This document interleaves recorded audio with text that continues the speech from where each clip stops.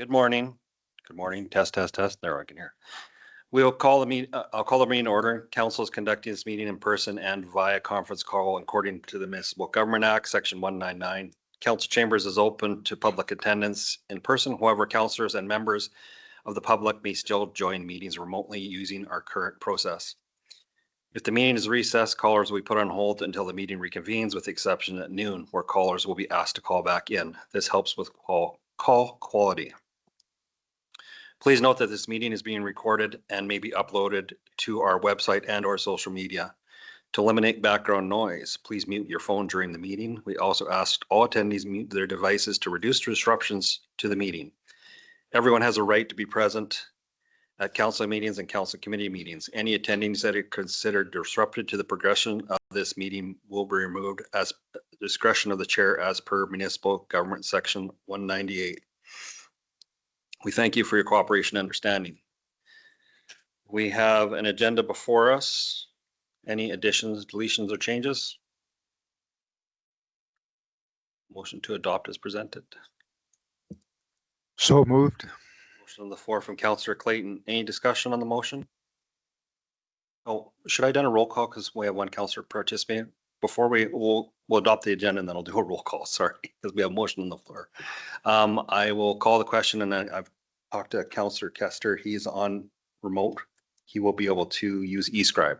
So I will call the question via eScribe. This could take a minute.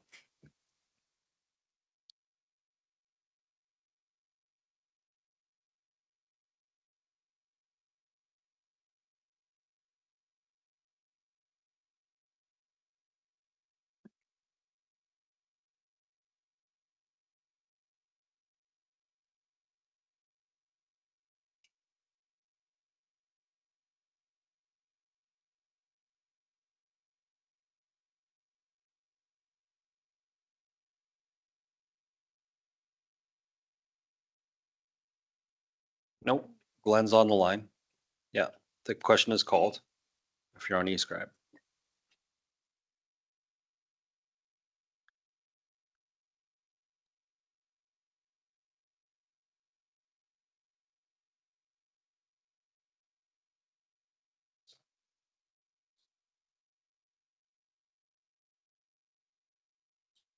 Yeah.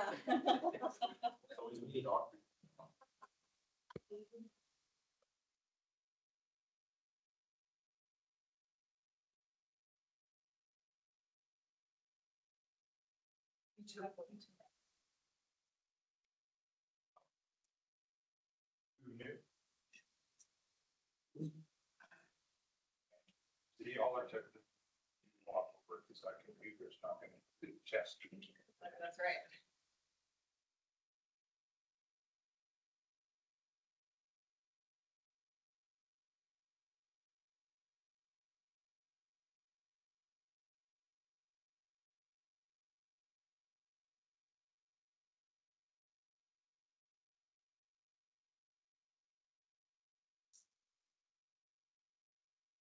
See what's happening here? I don't know.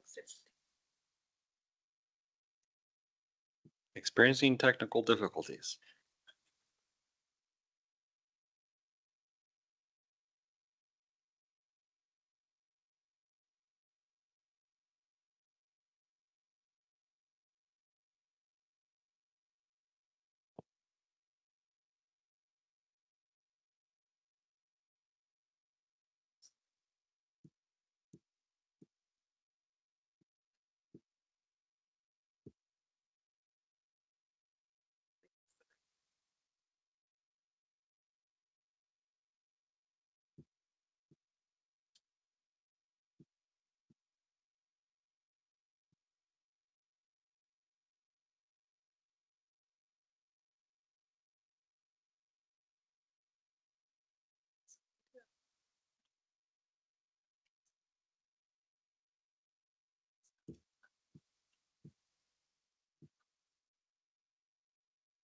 Once we get past the first, always easier, right?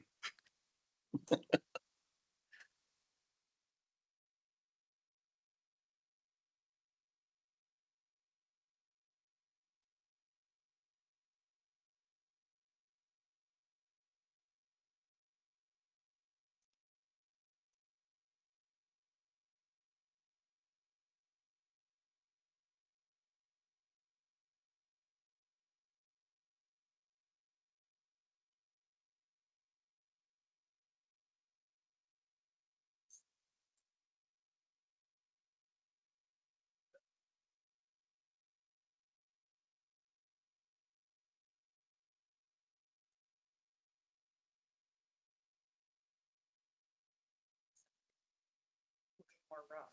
Okay. It'd be a-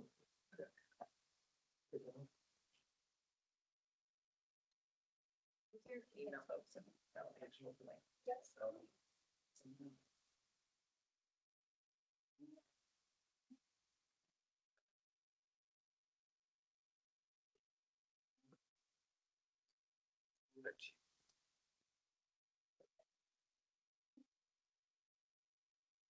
Oh, the dog. Get completed.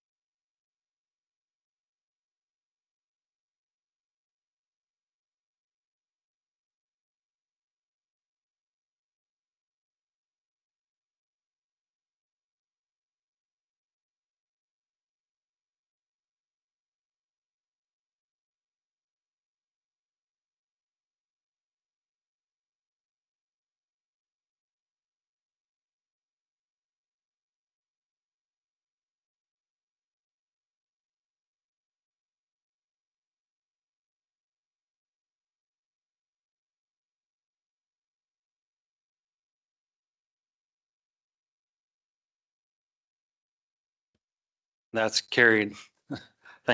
Wow, that was a long one, but hopefully the next one will go better. So we do have a counselor participating remotely, so I will do a roll call vote. So we'll start over with Counselor LaPriest, I'm here. Counselor Hebbs, Here. Counselor Bigger, Here. I'm here, Reeve Klassen, Counselor Clayton, Here. Counselor Kester,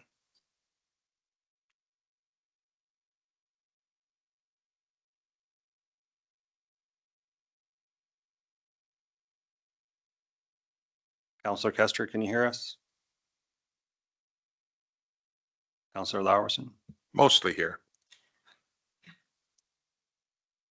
Glenn did vote, so we know he's here. So I will say he's here. Okay. Any notices of motion?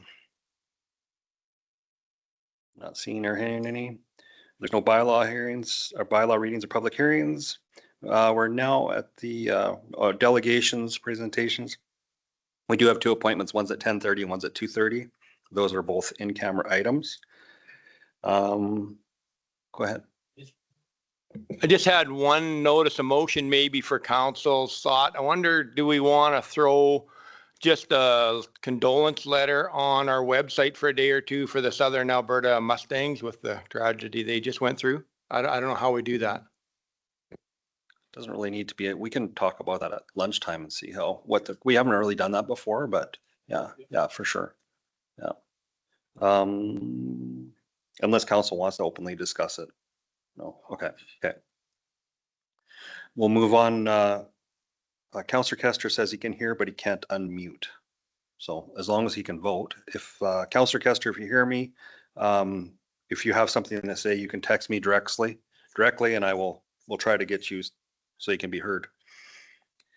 We have a consensus agenda before us. This is the new version of it. We have 5.1 to 5.12 with a bunch of everything in there. If there's anything anybody wants to bring out, there's 3 different ways. There's business arising, and there's a council report discussion, which is 7, and then there's department report discussion.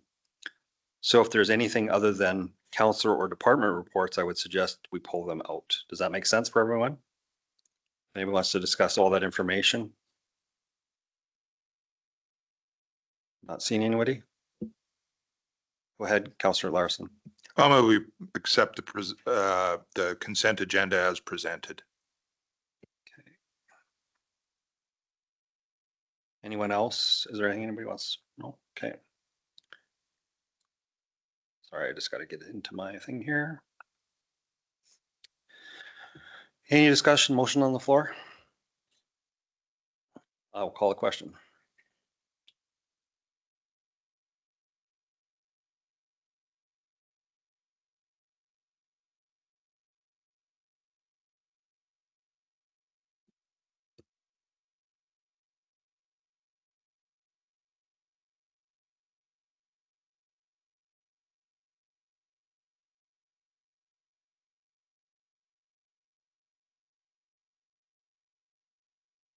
Councillor Kester, are you able to vote?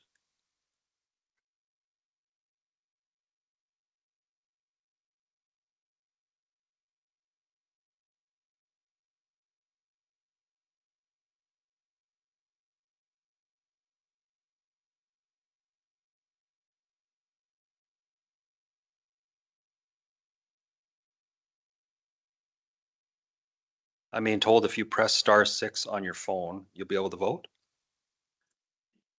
Unmute, sorry. Oh, he voted? Okay.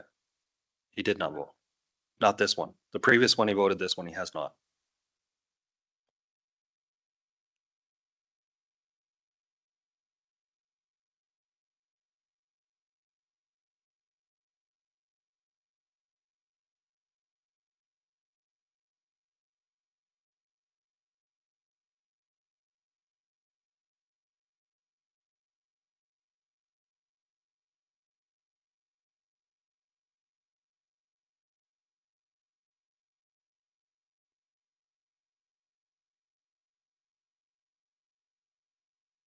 He says he did vote. Yep.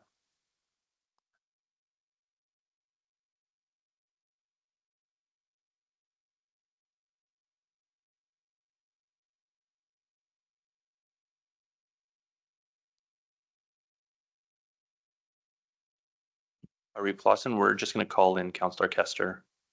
We're going to call in Councillor Kester from the other. Okay. Staff are going to call you in. However that works, I don't know.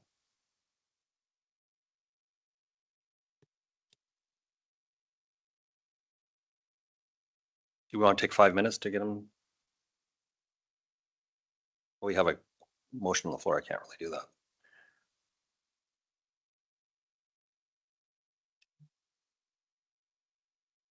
He said he pressed the *6, still didn't work.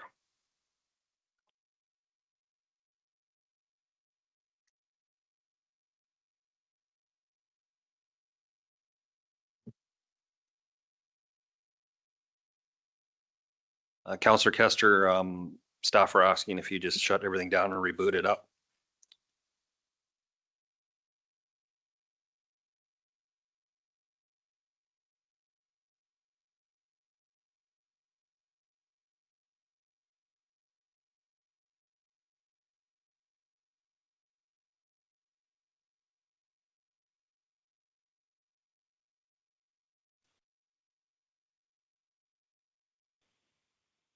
Can you hear me?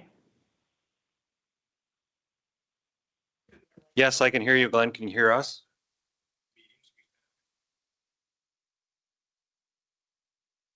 Can you hear me? Can hear you, Glenn. Can you hear us? Oh, I can hear you, Scott. Okay, perfect. So there's still, Okay. is he able to vote or is he gonna?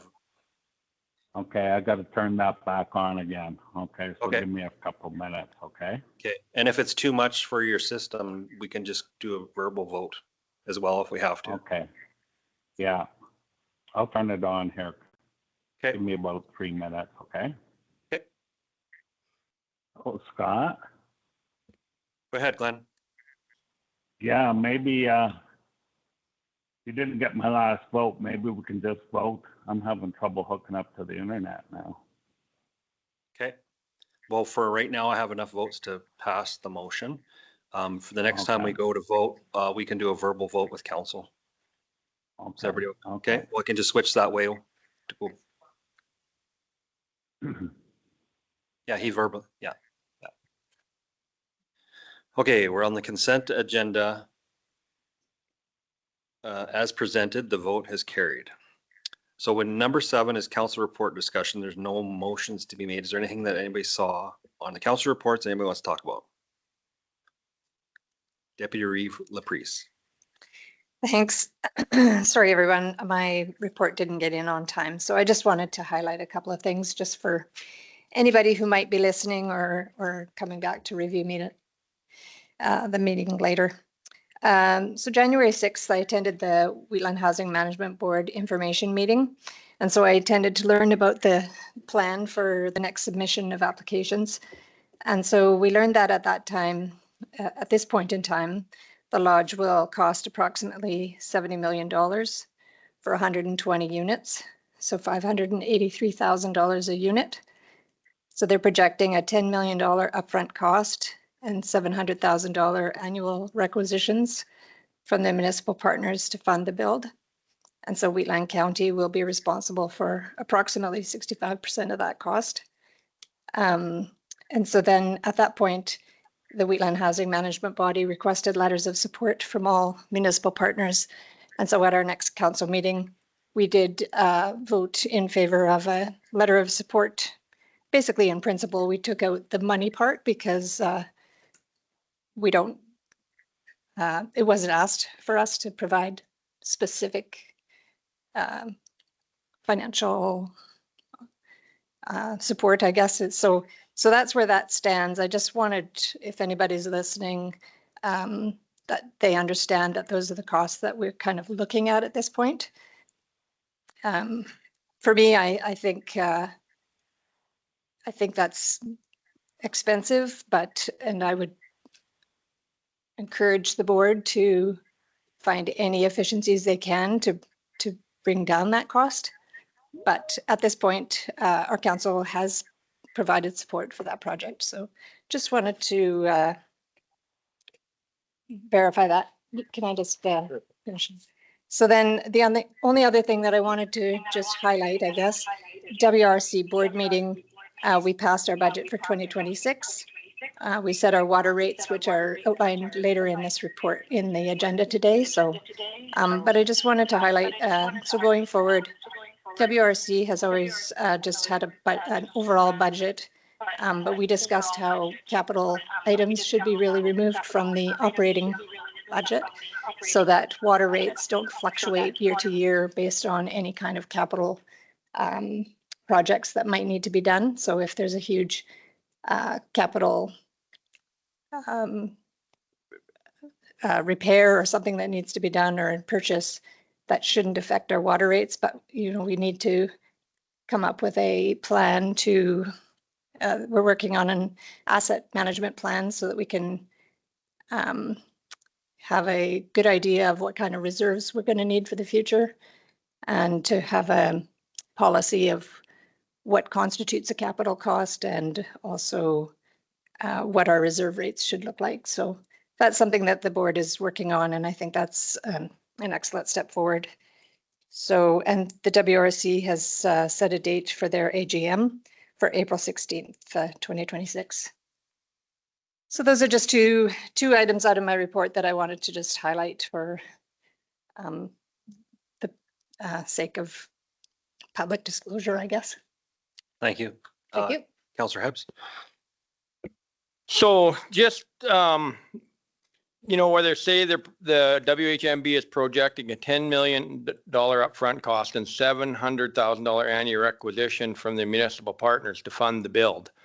That is different from the operational costs that we currently do on the old lodge. And with the new lodge being 120 beds and the old one 95, should be another 115, 20% more operationally. So I'm just making it clear to myself and everyone that the 700,000 is for the build. If we get the thing full and we got 2 buildings full, then the annual requisitions for operations could also be an additional 700,000. Is that fair? Maybe more, maybe less. I don't know. I can't answer those questions. Can you hear me? Go ahead, Counselor Kester. Present lodge is run on a deficit budget. And I believe it's right around $300,000 currently, kind of up and down. So you pay your share of the 300,000. If I'm remembering right, but 2 years ago, we had to put a new roof on. And it started out at 800,000. I think it finished up at a little under 500,000. So currently the way it is, that 500,000 gets added on to the deficit. So that year was a deficit of 800,000. And we're currently working at the lodge. We have a asset. It's kind of like an asset document. It's done by, I forget the name of the outfit. They go around and they do asset management for condos, and they look at the whole building, how many years is the windows left? How much does it cost to replace them? Then they divide that down, and that should be in a reserve, and how much for a reserve every year. Same with the heating system, HVAC system, they go through that, the roof, siding, the rugs, everything in it. And that is done. So board meeting's going to look at that maybe next meeting. And if they're happy with it, they can make a motion. And then we have to bring it to the municipalities, and all the municipalities have to agree to it. And if you do, there'd be a certain amount every year you would put into reserves. And I think they're asking for around 300,000 to get it going. If somebody doesn't agree, and then we're back to the ups and downs of a roof. Boilers. The boilers right now are old. They're super hots, and try and buy a part for a super hot. There's none around. So when they go, that's a big bill too. So that'll be coming to council to keep that building going for reserves. But I think the operating deficit's around 300,000. So that'll be on top of the new one.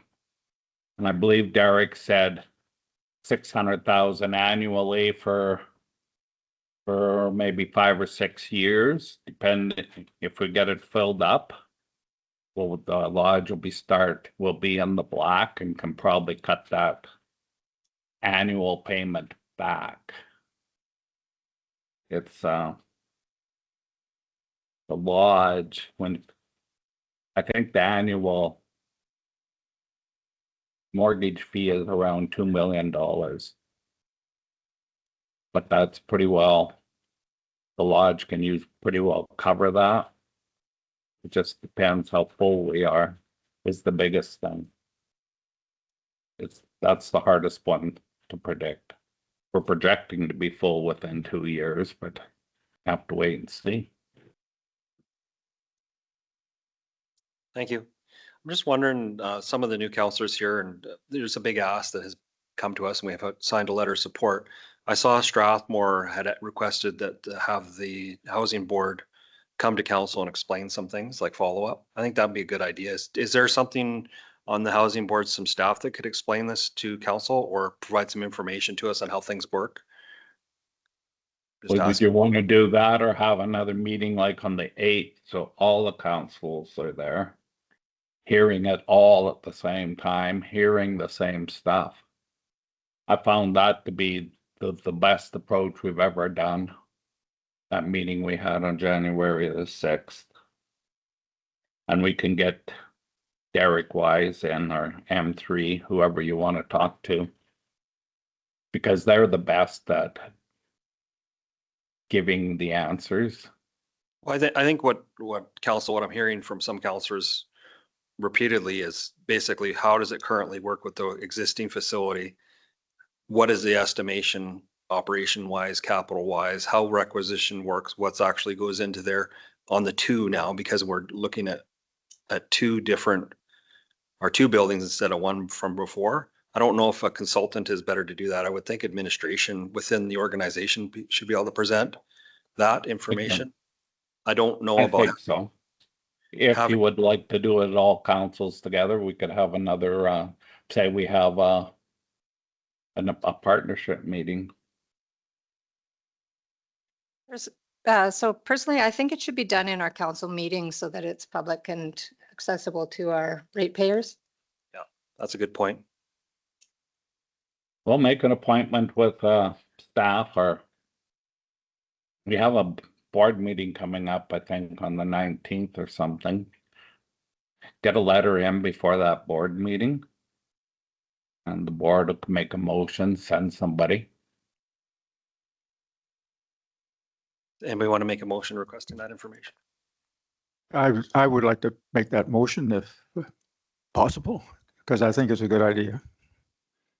So a motion request from WHMB to come to council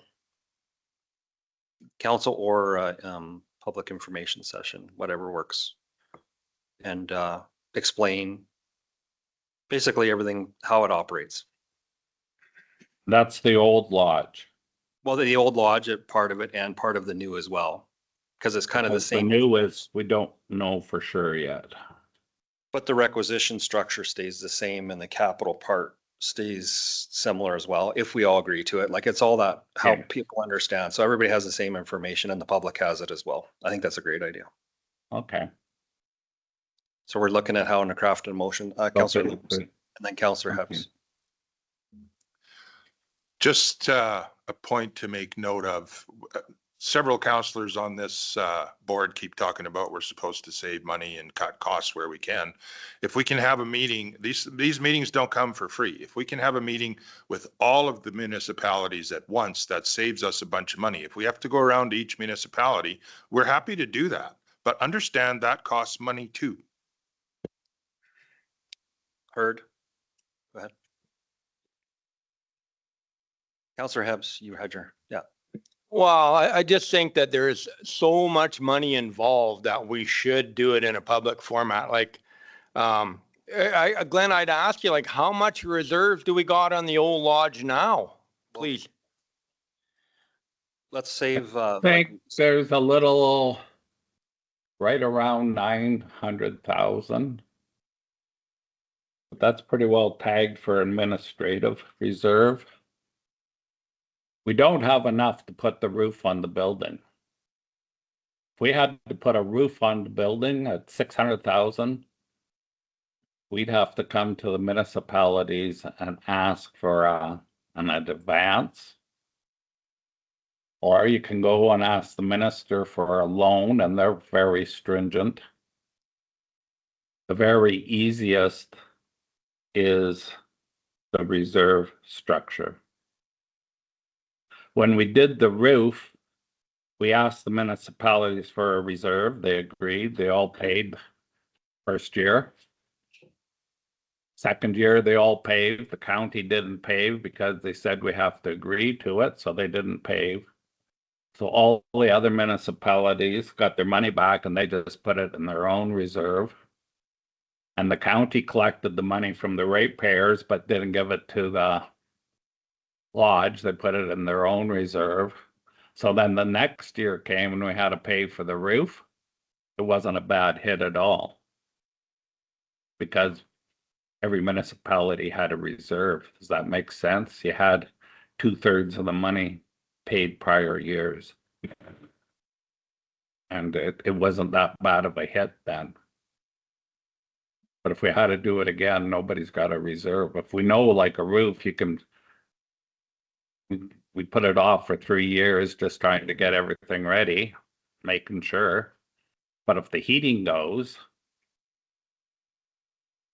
we can't wait. Maybe it's better to have maybe somebody from the housing administration explain to us how all these requisitions work and everything, so it's not personally attached to anything. Because you're going to get a lot of information about specifics, but we don't really need to get in specifics. We need to see how it all works for everybody so you understand. And then you can fit the pieces in after, you know, if there's a problem with having the housing board for costs or whatever, we can definitely have the ministry send somebody down here, an ADM or something, and give us an overview of that. I think if we're talking about costs of doing it, I mean, for one administrative staff to come here and present to us, we're not asking for Derek, No. for a consultant to come in. We're just asking for a staff to come for a half an hour or an hour meeting. So I don't think the cost should be prohibitive to have an information That's right. session here in our council. Yeah.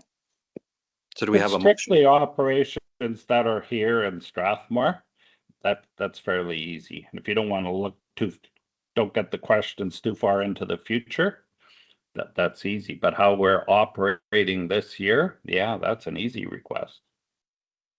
Depends on the questions.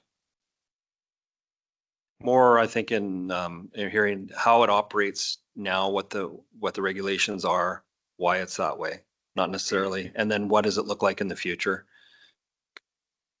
Yeah, I can easily do that.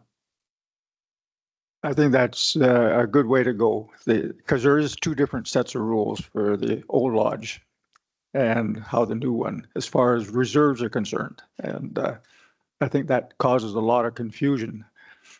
So it's a good thing to do. Yes.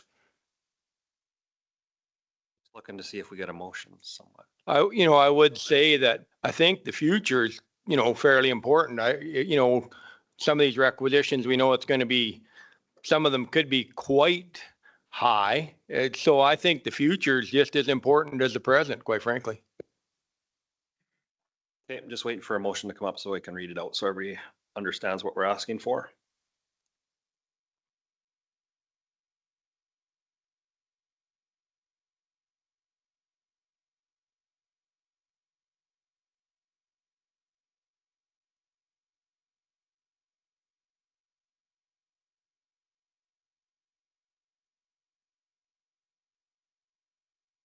And I'm not trying to stop the discussion now. It's just, it's a council report thing, so you can't get into debate too much, right? So trying to go. So the motion is the council direct administration to invite WHMB to attend a council information session to provide the overview of the operation relationship between the existing lodge and the new lodge. Does that sound fair by the mover?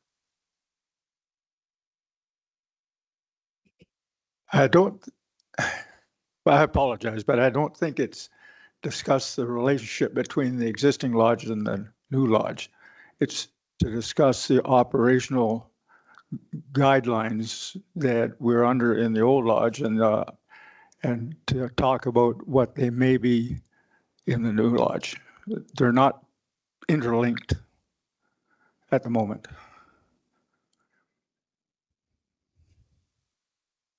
I don't know whether I confused you or. It's your motion, so you can, before we call the question, you can definitely get the way you want because it's for verbal to written, so. Yeah.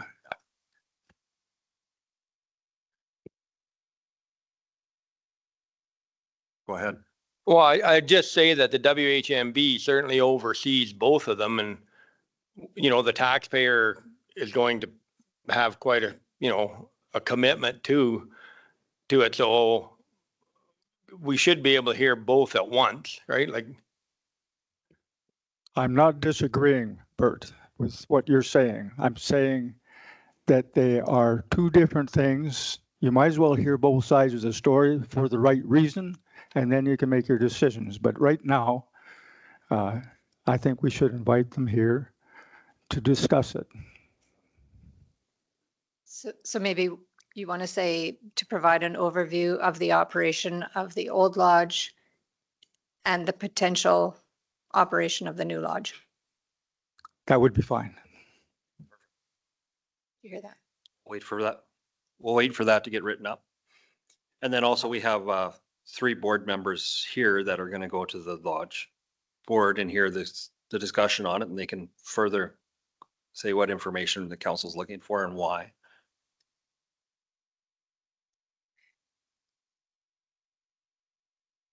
It's on the screen, yeah. So now it's the council directed administration and invite the WHMB to attend a council information session to provide an overview of the operation of the existing lodge and the proposed, I would say, new lodge. Yes. If funded. I agree. Okay. Any discussion on the motion on the floor? I will call the question and we'll do it verbally, starting, yes, I'm in favor. in favor. In favor? I'm in favor. In favor? In favor. In favor. That's carried. Anything else for council report discussion from anyone else? Go ahead. I got eScribe loaded again too. Okay, we'll try the next time with eScribe. Okay. We can flip that way. I'm all on Teams now too. I found the right meeting. Perfect. I have one other, just a question, I guess. So Microwave. Councillor Larson, you attended the WEDEMSA meeting last time. We've never really gotten updates on what's Yeah. happening at the board level there. Like, I don't know if we've ever seen financial statements or budgets or meeting minutes or anything like that. Is there anything, like, I'm just curious. I feel like as a council, we should understand a little bit more about the operations of that entity. Did we get them when you were on? I have never been on WEDEMSA. Oh, haven't you? Oh, who else was on? I don't know. I mean, I'm sure the minutes are publicly available. So you'd have to request them, though. I was on their website and they're not. They're not? Okay, I will ask that question at the next meeting. Okay, appreciate it. It's just, I'm There's just an thinking. in the AGM future. coming up too. Sorry, Councillor Kester, did you say I something? think there's an AGM coming up too. Oh, so I've not heard that. Okay. Did we? Any other discussion? We'll move on. Is there any questions about department reports?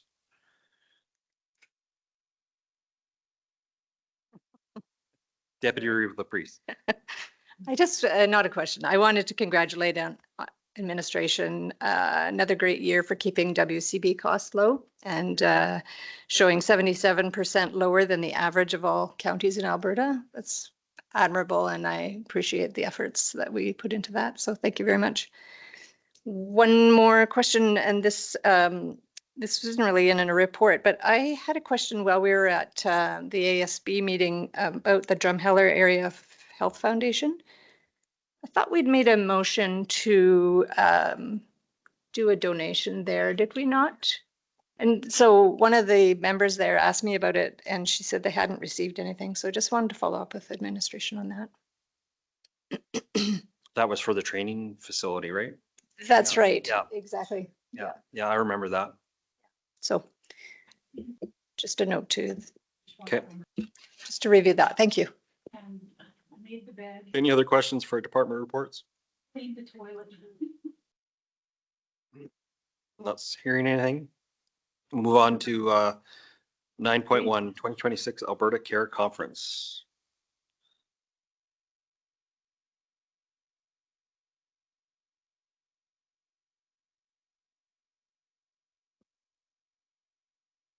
Good morning, Council. Sherry Bars with administration to share that correspondence was received regarding the 2026 Alberta Care Conference being held in Brooks from March 18th to the 20th. While attendance has traditionally been limited to the council-appointed Alberta Care Board member, the correspondence was addressed to council, so administration is seeking confirmation of whether any additional members wish to attend. Council should note that the conference also begins on the final day of the 2026 Spring RMA Conference. I don't have anything further to add, and I'm available for any questions. Thank you, council. Any questions? I'm still listed as a director on there. I'm just looking at the website right now, but I have not been on since organizational meeting. Councillor Larson, you attended a meeting. I don't know, had they discussed that or is their new director? Did they discuss which part? You Is being it, a director, you mean? yeah, am I still a director? That was not discussed at that meeting because that wasn't, it just didn't come, it was not on the agenda. Okay, fair So enough. I honestly don't know whether you're still a director or not, to be. Okay, that's tell what I you was the looking, truth. yeah. I'm kind of, I personally, well, I mean, I want to go to it because I want to see, I mean, we've been members of this for quite a while and I'm not 100% confident that this isn't something we should just leave to the manager of the Drumheller and District Solid Waste Management Association. However, I would like to get a little more information to find out if my initial impressions were correct. But from the meeting I went to in December, I think, up in Leduc, that was a long drive for something that turned out to be quite an operational meeting. If that's the way it's good, I mean, that might have been a one-off. The one director that I talked to said, oh no, councillors need to be here because we discuss things and take it to the government. I went, okay, that's a role we can play. I didn't see any of that then, so I'd like to give it a meeting or two more, but otherwise, I think my recommendation is going to be that that's an operational thing that's probably best suited for the manager of the Drumheller and District Solid Waste Management Association. But like I say, I do want to go to a couple more just to make sure that my first impression wasn't wrong. go ahead. Just in terms of this conference, I was looking at it and it does seem to have quite a lot to do with landfills, which we don't really do as a county. As Councillor Larson said, it's more like a Drumheller District Solid Waste. The other thing I wondered if we do feel like it's relevant to go, if we should send a staff member as opposed to a elected representative, and I don't know if. I can speak to that because I was on this board previously and I have the same feelings as Councillor Larson. Him and I have discussed this as well. Yes, staff do attend on some of these conferences. There's training available at these conferences. It is mostly operational. To me, it looks like they have elected officials there to basically support it and to understand it. We are also a member of this organization through Drumheller and District Solid Waste, so the board members can as well go there. Don't really see a lot of uptake before it, but it is ran from, the whole organization started from Alberta government. They formed a group and it's a fairly older organization, but it does need to evolve. This conference is close by. It's good to go to. I think we should at least let the member that, well, we already have a current policy that says anybody sitting on the board can do that. So go ahead. I was just going to say, and I don't know too much about it, but from what I got from the other meeting, that there's an entity called SWANA, I think. Yes. That does basically the same thing as well. So like I say, I'm not convinced this is something that we need, but I do want to make sure that I make an informed decision. So, Yep. I mean, I'm happy to go. I probably won't make the first day because of the conference. If anyone else wants to come, I'd say have at her. It'd be fun, but I'm ambivalent as to whether that's good time well spent for councillors. Anyway, that's my thought. I don't need to be registered. I may just stop in on my way back from work if I'm working down in that area. So no further discussion needed then, because we already have a standing thing that says the board members can attend. So that's good. Nobody else seems to want to go. All right. Any further discussion on this? No motion needed. Okay, we'll move on to 2026 Strathmore Stampede Rodeo Patio Rooftop.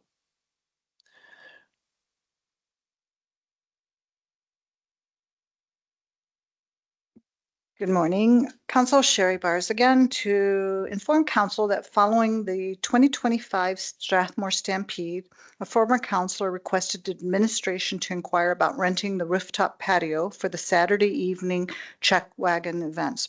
At the time, the Strathmore and District Agricultural Society indicated that pricing was not yet finalized. Administration has now received confirmation of the pricing and is seeking direction from council on whether to proceed with the rental. If anything further to add at this time and available for questions. Thank you. Yes, this was talked about after, traditionally, council has been invited to attend the Strathmore Rodeo Stampede, whatever organization, the wording they use. We've had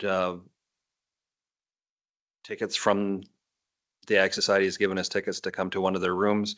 They talked about having the rooftop event, rented it, and maybe have a bunch of our businesses come. I saw Strathmore there last year.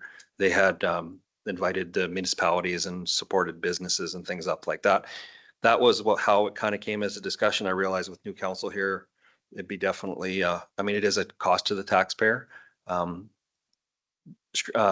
county generally supports this organization through providing equipment and manpower and things like that, which we've seen from the in-kind donations. This is something different.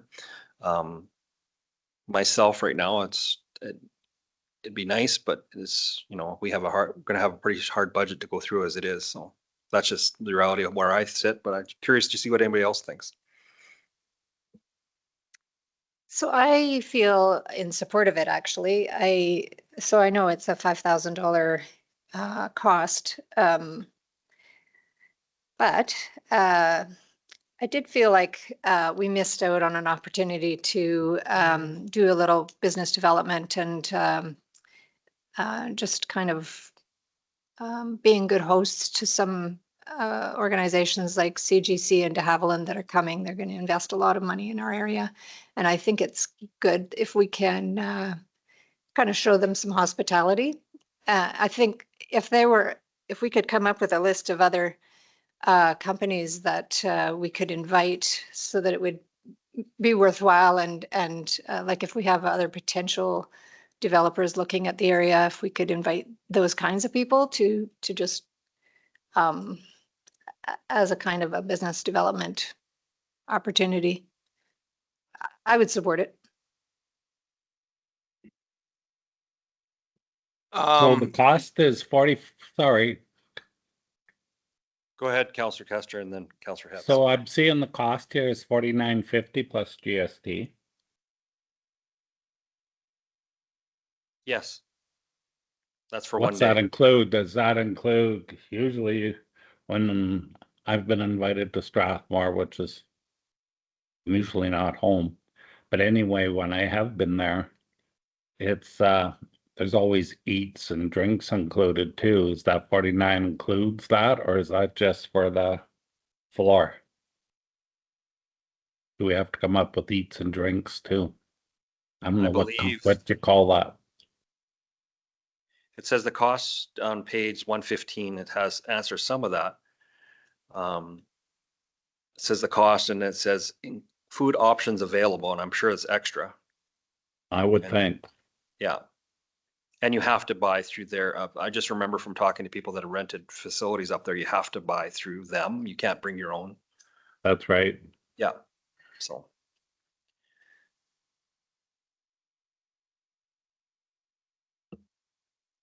Just a question, what is the difference in cost between the booths on the stands and the rooftop that they're talking about here? Is there a substantial difference in cost? I believe, I'm just trying to remember from before last year, the other boxes were bought by people. And if you wanted to rent one, you'd have to rent it from people that have bought them already. The rooftop is available just for a daily rental. That helps anybody. What we could do, are they looking for an answer right away? Do we know? Yeah. So I think we need to get a list of who we would bring, kind of things. Go ahead, Councilor Bigger. Is that the only time available? Well, that's all we requested. Yeah. Yeah. So, the staff, do we have any rough idea what our in-kind donation is like within?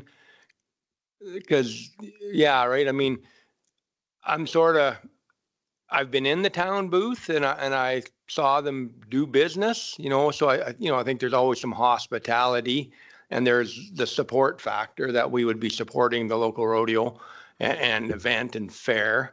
I don't know.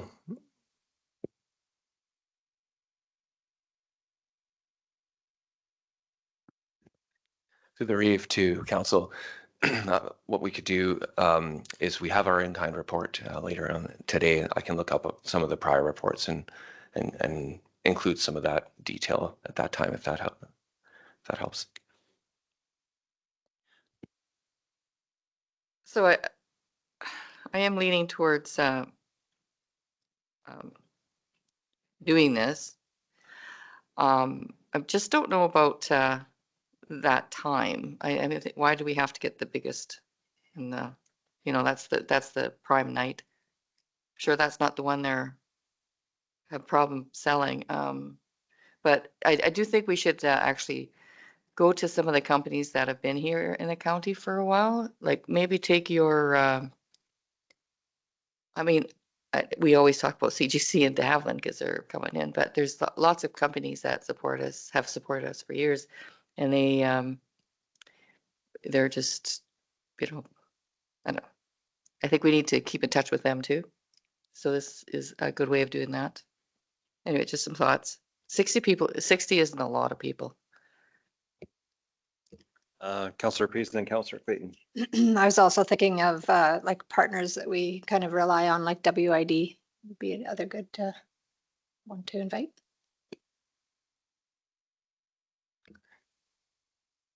Yeah, I'm feeling that I'm in support for the same reasons of being able to recognize a lot of the people that have put a lot of effort into this county and the new ones that are coming. And this, I've seen it operate in the town of Strathmore booth and how many people actually are recognized and do appreciate that.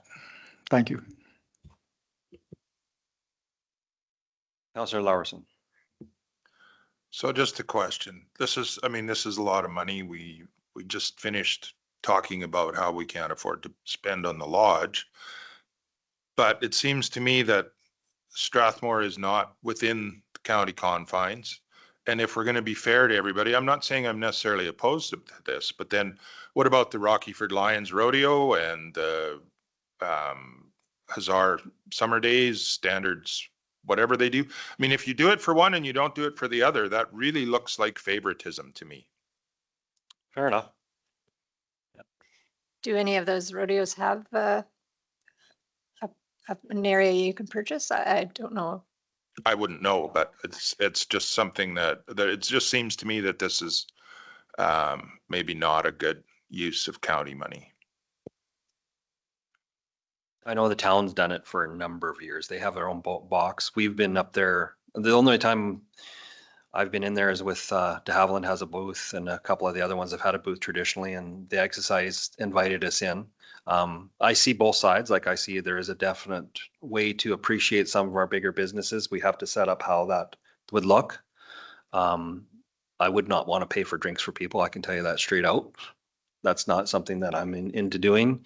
If they wanted to pay for it, they pay for it themselves. But there could also be a good way to appreciate like new businesses and existing businesses that are here. Maybe we don't have enough time to iron that out for this one. I don't know, right? Something we could look at another, just council's wishes, really. I want to make sure if we're going to do it, we do it right and we have a good reason why we're doing it.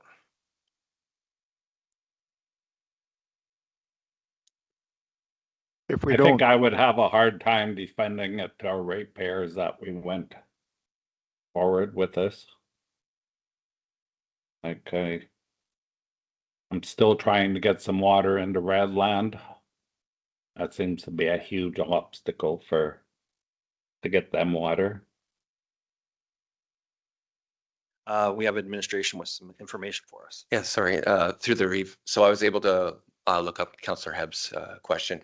So the last 3 years, our in-kind contribution to the event has been mainly the supply of a water truck. And it's been around $5,000 in terms of economic value for the last 3 years. Hopefully that helps. I'd be in favor of letting the discussion go for next year, and not doing it this year, but thinking a little more about how and what we would like to do. So just the staff, like, do we get recognition of that with the, like, do they say when the truck goes through, one of our sponsors is Wheatland County? Yes, I've been there. They do announce that. And I think we have a sign on the side for a sponsorship level. I'm not sure if we pay for that directly or it's because our in-kind contributions. Yeah. So there is recognition for it. They do appreciate what we have supported them for. This is a over and above because we had, some previous counselors had requested this. It is a good discussion. It is something that it's, you want to do it, but how do you use taxpayers' money and make sure you do it right? Like that's where I'm at. Like if it's a benefit, and then, the discussion of we are a greater part of Wheatland County comes into effect too. Is there, you don't want to, it's a balance, right? So. Sorry, Councillor go ahead. Bigger and then Councillor Lowers. I like the idea of waiting till next year and really put some terms and some conditions and really think about it a little bit better. And something that would be that even a ratepayer would say, okay, yeah, that, if these businesses or these people hit all these boxes, whatever we decide, they are the ones that would come next year. And I don't think you'd want the biggest, best night, to be honest. Anyway, thanks. Councillor Lowers. I think too, a similar comparison can be made to what we did as the Ag Service Board, which we thought was a really nice idea to be community minded and buy steers and lambs at different things. We got a lot of flack for what was a well-intentioned decision over that. And I think we need to be very careful how we do this one too. So I'm not hearing a motion on the floor. Doesn't look like anybody wants to make it, so we can just, if we want to make a motion to look at, direct staff to look at possible options for next year and how that would look based on the discussion, we can do that too.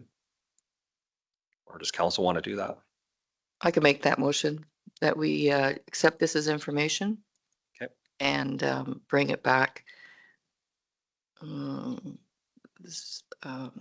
sometime in later part of 2026 to discuss for the following year. Is that enough information for staff to come back with some possible attendees and things like that, breakdown of costs? Looking nodding heads, everybody seems to, Councillor Laverson. I think too, that gives us time, because if we could make a business case for this of how it will benefit the county, well, then it's a no brainer, right? But just to do it now just doesn't seem, that seems like an inadequate decision to me. I agree with you. We're just waiting for the motion to be typed up.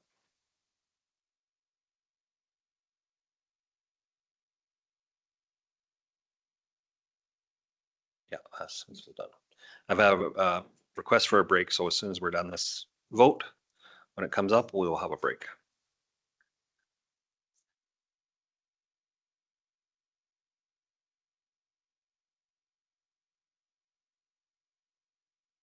So the motion is that council accept the report as information and direct administration to bring back a report later in 2026 on the Strathmore Stampede 2027 rooftop patio. Motion on the floor. Any further discussion? We're going to try eScribe. I'll call a question.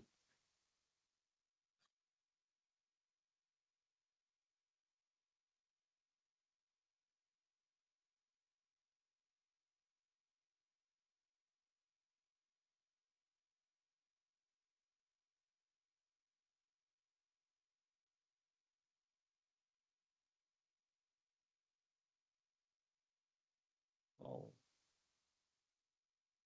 Mine went through. Yeah. Okay.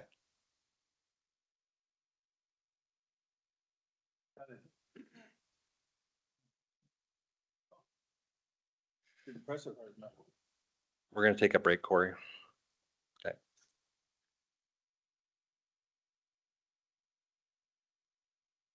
And that's carried. I have a request for a bio break. We'll come back at 10:15.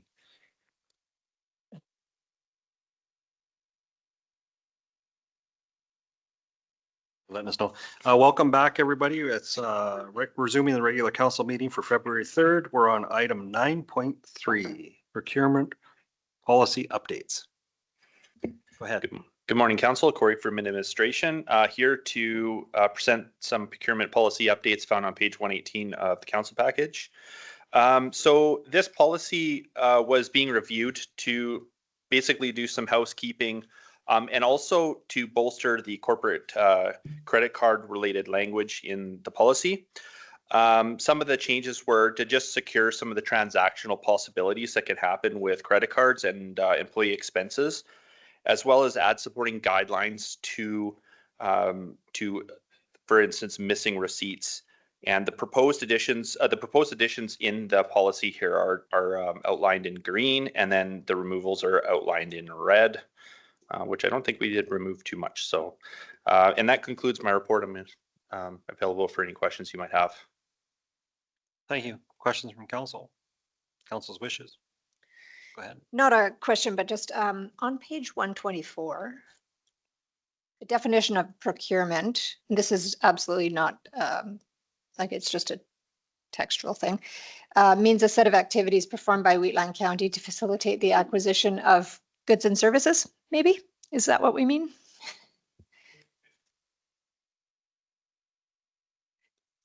Besides that, I didn't see any issues with, so it says the acquisition of procurement Okay. in response to business need.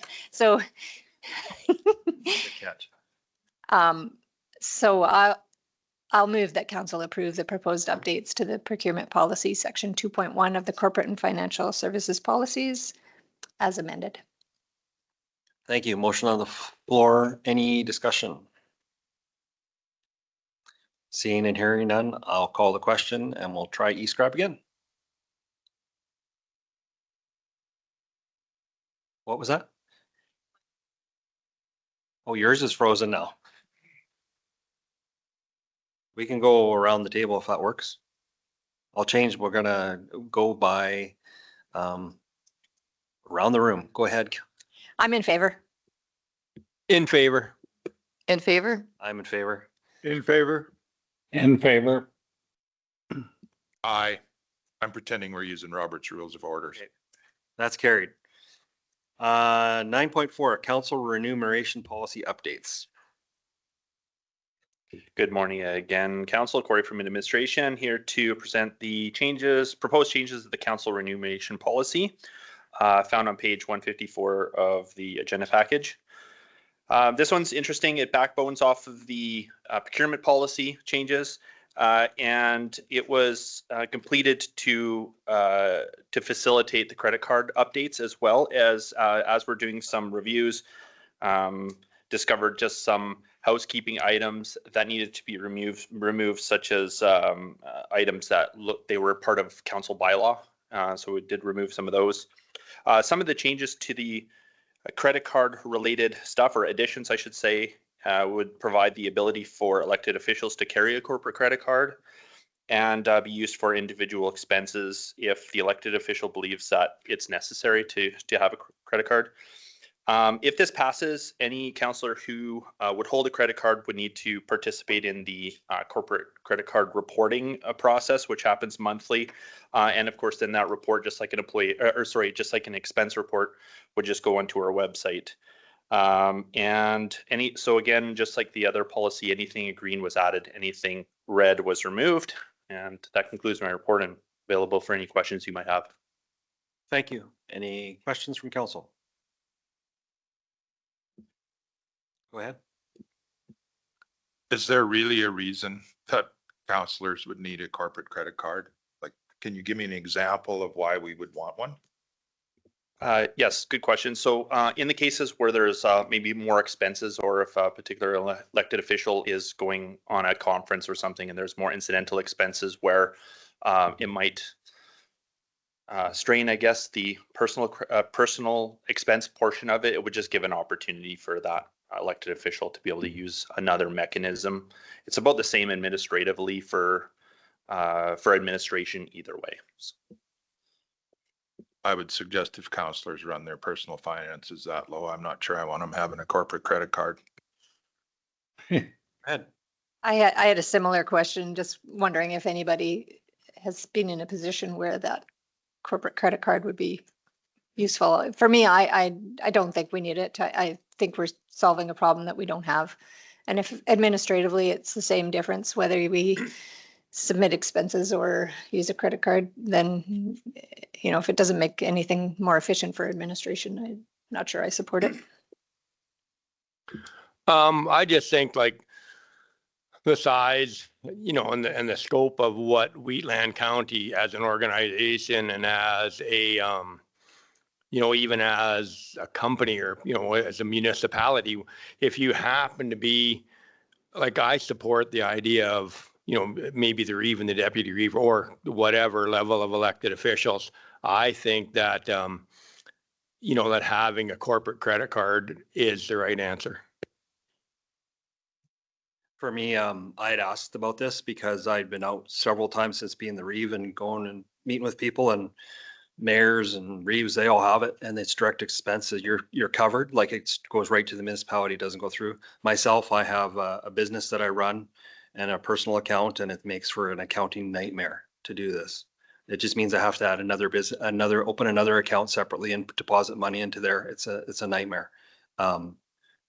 It's not a question of money. It's a question of it's just more efficient. It's not if I'm doing business or anybody's doing business for the county, you are accountable to that. It's paid directly from the administration. Town of Strathmore, all their councillors have it. Rocky View County, all their councillors have it. It's very common. It's very accountable. And actually you get a statement that goes to administration. If there's anything on there that is, you have to answer to it. And of course, we won't carry a balance at the county. Can't see that happening. Won't cost any interest. So that's why I'd asked for this. And we do all have budgets as well for if you go out to do something, you have expense accounts for each councillor of buying candy for events or for parades and things like that. If you're out and you see something that's on sale, you can go buy it and expense it out long before you have to do it. Like, just makes operations easier, in my opinion, but it's council's wishes. Go ahead.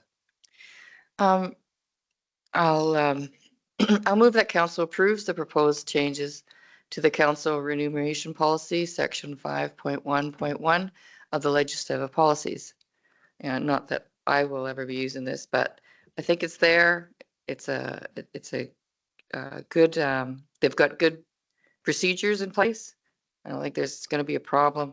And if somebody really wants it for whatever reason, it's there. Thank you. Thank you. Motion on the floor, discussion. Go ahead. I'll just say that I can support it. There are procedures in place to make sure it's not abused. So, you know, I'm not opposed to it. I just didn't think that we needed it, but hearing what I've heard and the fact that there are procedures in place, then I'm satisfied with that. Go ahead, Councillor Kate. I would support it, being in business for a lot of years, having a way to keep accounts separate and correct is a lot better. And for those who would use it, I think it's a good idea. Thanks. Any further discussion? I'll call the question.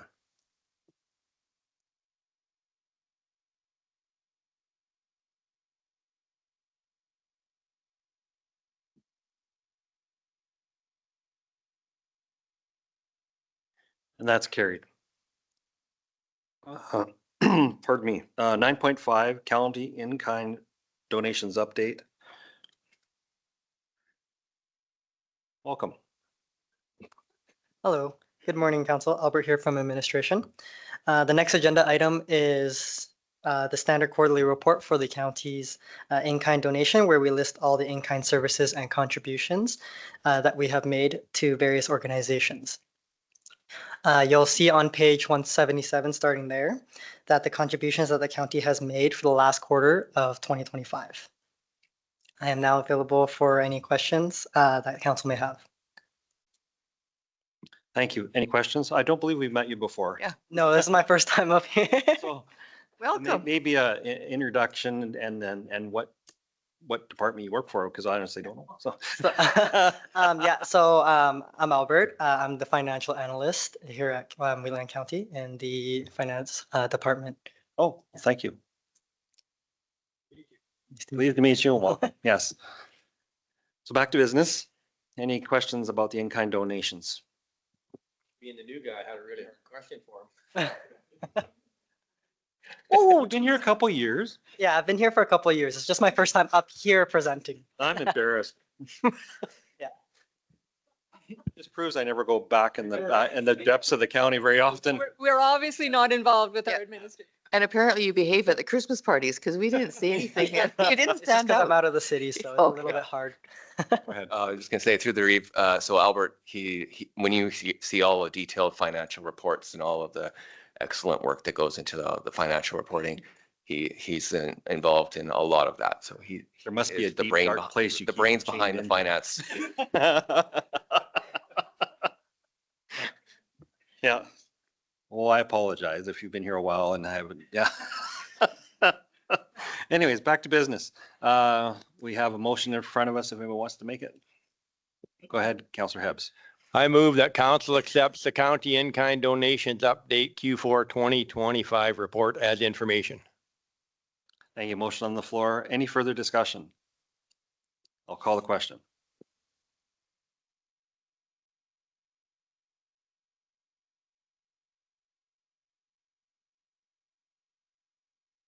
That's carried. Question to administration, do we want to go into camera right away or do another one? Through the Reeve to council that, or we could quickly do one more report that won't take but a minute, and then we can go into, and after that, and then go into Absolutely. closed session. Okay, we'll move on to 9.6, draft letter to Minister Ellis, police funding model. Morning, Council. Joel from administration here. Sorry, I'm pressing buttons that I shouldn't. This next agenda item is on page 181 of the package. Just as per the January 13th meeting, Council directed administration to draft a letter to Minister Ellis just regarding the police funding model and considering other specific costs or programs that might various municipalities, such as the Watch Clerk funding program that Wheaton County participates in, and just to make consideration of that in the program. On page 184 of the agenda package is the draft letter for Council's review. And that concludes my presentation. Available for any questions. Thank you. Page 184 is the letter. If everybody's read it, does council want us to send it or something different? Go ahead. I move that council authorize the Reeve to sign in the letter to the Minister Ellis regarding the police funding model. Thank you. Motions on the floor from Councillor Clayton. Any discussion? Go ahead. I was wondering if we could just CC this to Rocky View and Strathmore as our partners in this so that they know that we are sending it and maybe they might choose to do the same thing. That's excellent. So maybe could I propose a friendly amendment to your motion just as amended? Yes, you may. Great catch. Any further discussion before I call the question? Seeing and hearing none, I will call the question.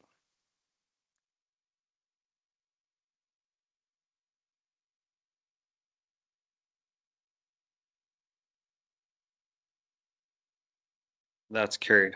I'll move us into closed session for 10:30 appointment AITA Section 30 disclosure harmful to economic and other interests of a public body, RE Water Servicing, which is addenda item 10 at 10:29. And I'll call the question.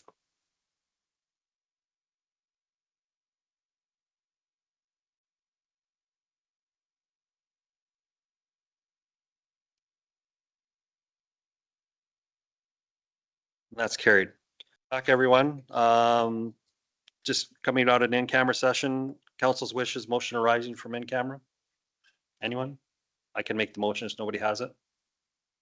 I'll make the motion that council accepts the West Highway 1 stage servicing report as presented during the February 3rd, 2026 regular council meeting as information. Any discussion on the motion? I'll call a question via team or via this thing. E-scribe. Everybody has to get on. Hopefully it works.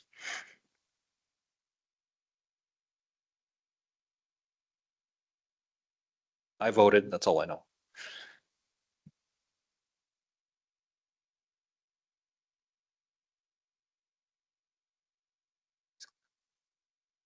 Glenn? Perfect. Just some person. New one.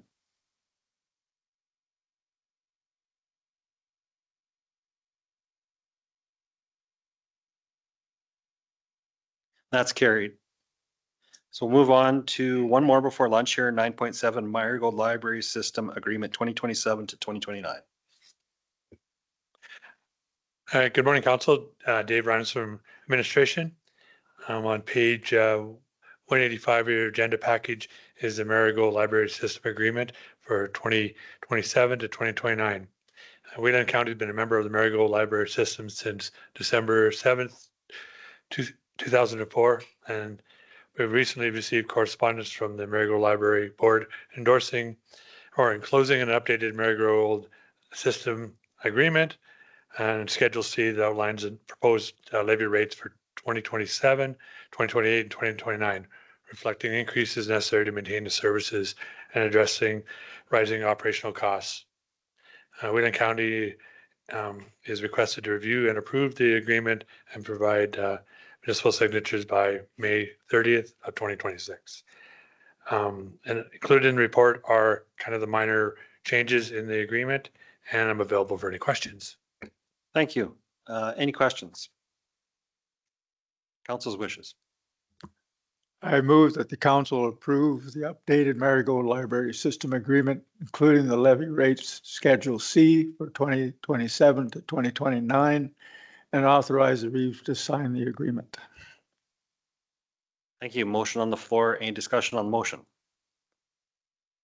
I will call the question.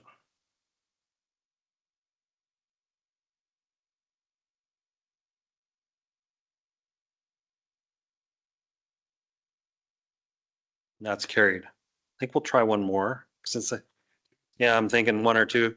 9.8 Lakes of Merrifield Street Light Infrastructure, because Mr. Zimmerman is here.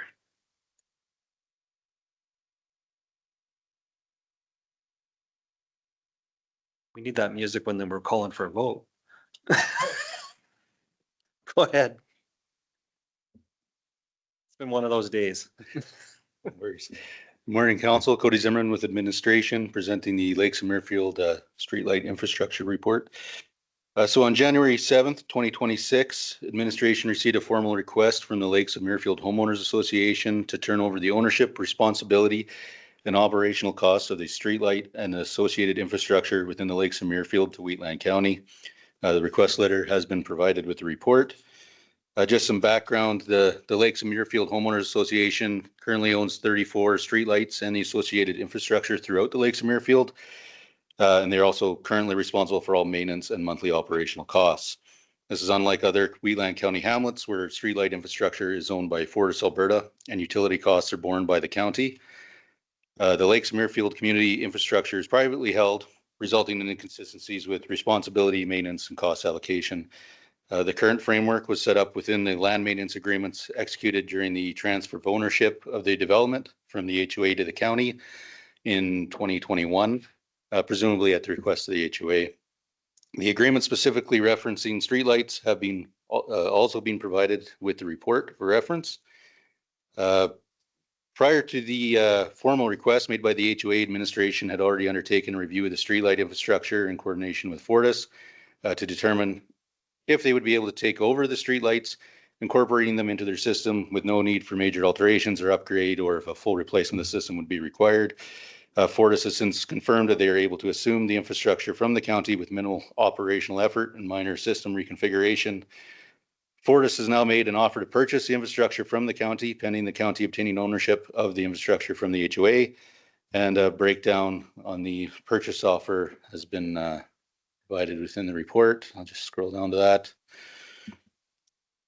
Fortis has indicated they are able to hold the current price offer valid until March 31st, 2026, after which it will need to be reassessed. So it may be subject to change just on that review. To align the Lakes of Muirfield with all the other hamlets and named communities under county jurisdiction, administration is recommending the following course of action. That the county will purchase streetlight infrastructure from the Lakes of Muirfield HOA for $1 by amending the existing amending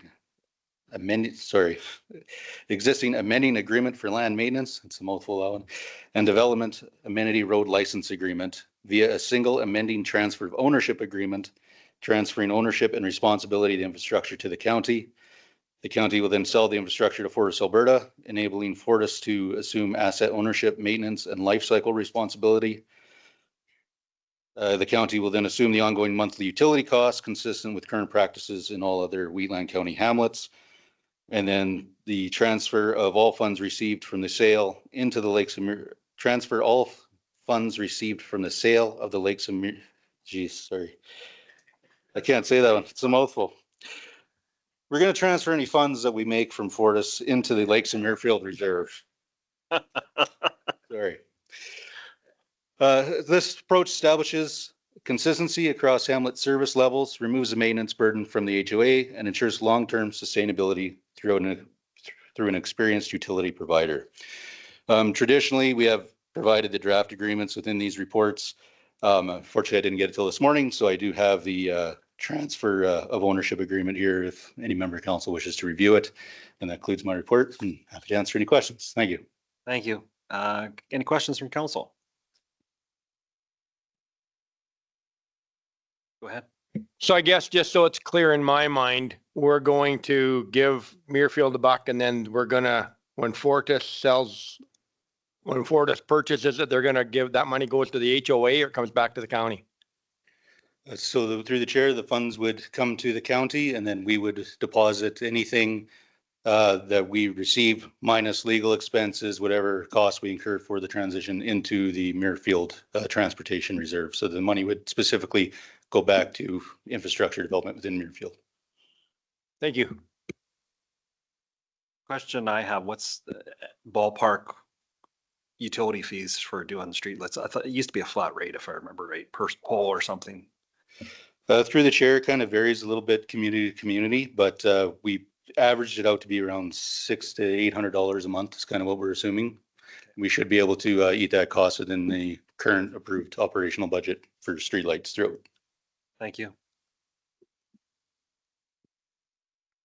I'll make the motion as presented unless you want me to read it out. Everybody's aware. Any discussion on the motion? Seeing and hearing none, I'll call the question.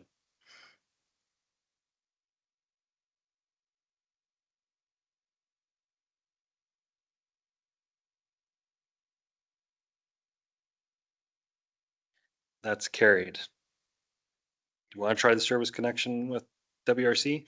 Yeah. Item 9.9.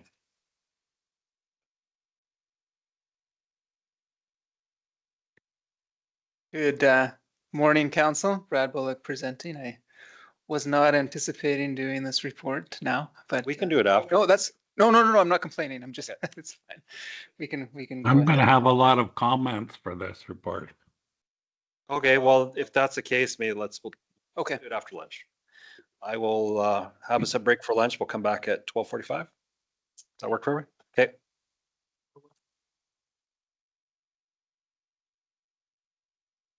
Good afternoon, everyone. We'll resume the council meeting. We're on item number 9.9, Service Connection Municipal Access Agreement with the WRC. Mr. Bullock. Good afternoon, Council. Brad Bullock.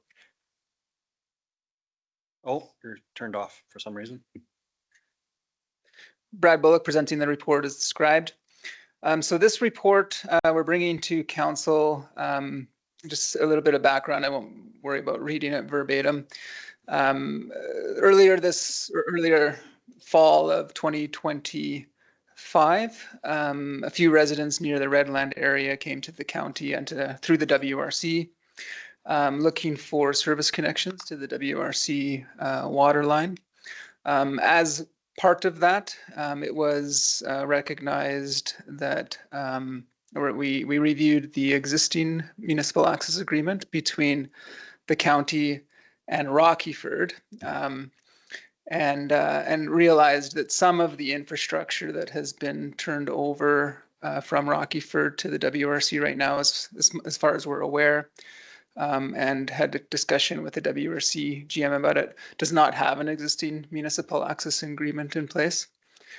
We also reviewed that municipal access agreement in light of the requested service connections.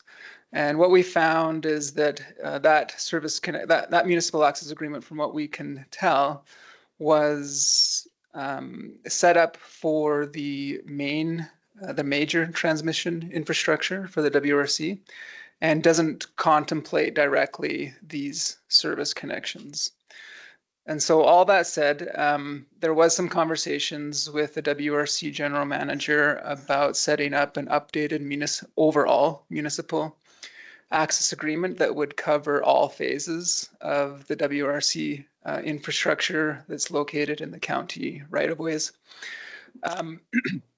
My understanding is that phase 3 of that infrastructure does not get turned over from the ownership of Rockyford to the Wheatland Regional Corporation until I think the end of April of 2026.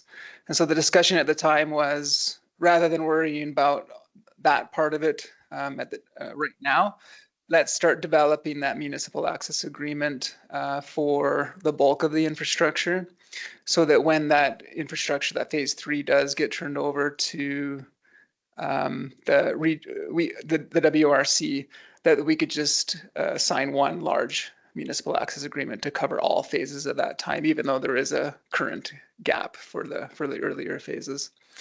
In the meantime, however, the residents who are looking for these service connections, and You know where that noise is I coming don't know from? what that is.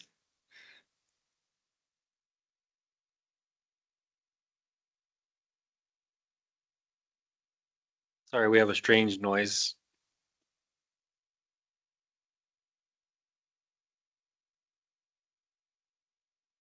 It's gone away. Go ahead.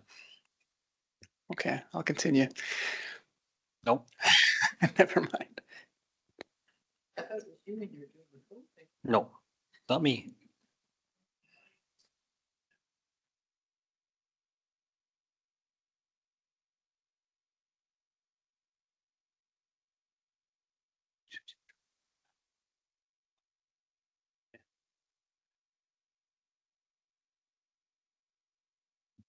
Okay. So in the meantime, because from what we could tell, the existing municipal access agreement with Rockyford doesn't cover these service connections clearly. Well, it doesn't look like it covers them.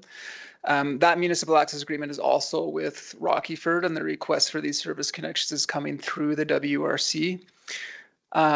We propose to just develop a temporary service connection municipal access agreement that we could execute right away, and with the WRC, in order to solve the temporary issue of having that gap in the agreements. So that was provided to the WRC, I think December 19th. We are waiting to hear back from them. My understanding is the WRC has sent that to their legal representation, and so we're awaiting comments. We are confident that the municipal access agreement sent will cover off the needs for the county in terms of protecting the county's liabilities and risks associated with allowing third-party infrastructure within the right-of-ways. And it is set up also that once the master, the comprehensive municipal access agreement for the balance of the major infrastructure is drafted and approved and signed, that this one would just automatically expire and then transition into that one where it would cover all of the infrastructure, including service connections. The other thing we've done with this agreement, because it does look like it's been a gap with the service connections that are already existing as well. We've set it up so that the agreement allows a lot smoother process for reviewing and approving these service connections. So rather than updating an agreement every time a new service connection comes online, it can just be a side submission of information, written approval from the county, which could be in the form of even an email, and then we can move on with these service connections, keep the records of them. And so we set it up to try and make the process more smooth in the future as well. It has been because it because it wasn't set up really well at first. It's been a bit of a exercise to kind of figure out who owns the infrastructure, who's responsible for it, how does the WRC want it, how does the county want it, et cetera, et cetera. So we've had to go through some of that process, but we feel like this agreement captures it well for now, and then also moving forward to kind of outline and define those responsibilities and liabilities. So I think I've summarized that well without going through verbatim, and I'm here for any questions. Thank you. Any questions? I got a couple comments. Go ahead. Yeah, at the WRC meeting on the 21st of January, the board was informed that this agreement had just was sent to the lawyers. I don't know when, I guess December. And we were notified in January that Brownlee wouldn't look at it because they said it was a conflict of interest. So the agreement's been sent off to another lawyer, and we haven't heard anything back from them yet. That's for sure. But if it is temporary, I just want the board to know, council, but as far as I know, these connections were all made before with just a work and access agreement. Our contractor would go to the county, get a work and access agreement, and go and install. All they do is install a valve on the main pipeline. They got to dig it up, get the pipeline, do a service location first. Then they dig it up and they put a valve on and install a not a curb stop, a vault, and then hook on, and the vault got a meter and a shut-off valve and a restriction valve, and then it hooks up to a line going to the private entity that wants the water. So that's the way it's been done. There's a few of them out there, and that's just the way it was done. So I understand now the county wants a different agreement. So there's some articles within that agreement that I'd like them, like 4.4 in that agreement. It says that the vault has to be 3 meters to 4 meters. Let me get it here. At least 5 meters from the road allowance. Currently, all these vaults, everything is in the road allowance right on the edge. WRC, and I don't think the county wants them either, these vaults sitting in private land 15 feet from the property line. They just stick up out of the ground a couple inches so they can find them. But we don't need them in being cultivated up or cows standing over them or anything. They could be right on the side of the road where the fence is, and it shouldn't bother anything. We've got AGT or TELUS boxes just about every mile. Power poles. I can't see why these vaults can't remain within the road allowance.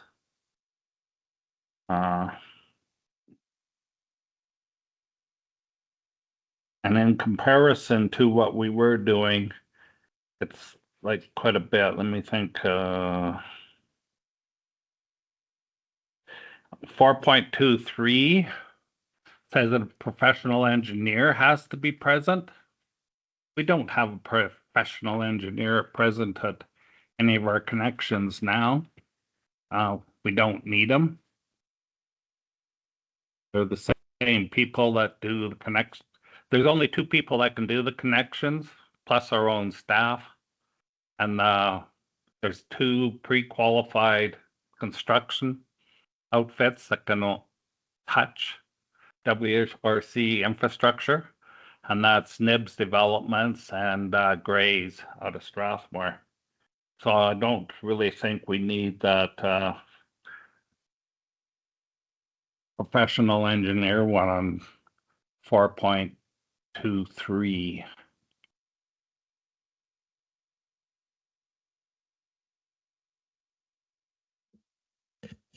I just assumed allow these. I think there's only 2 of them.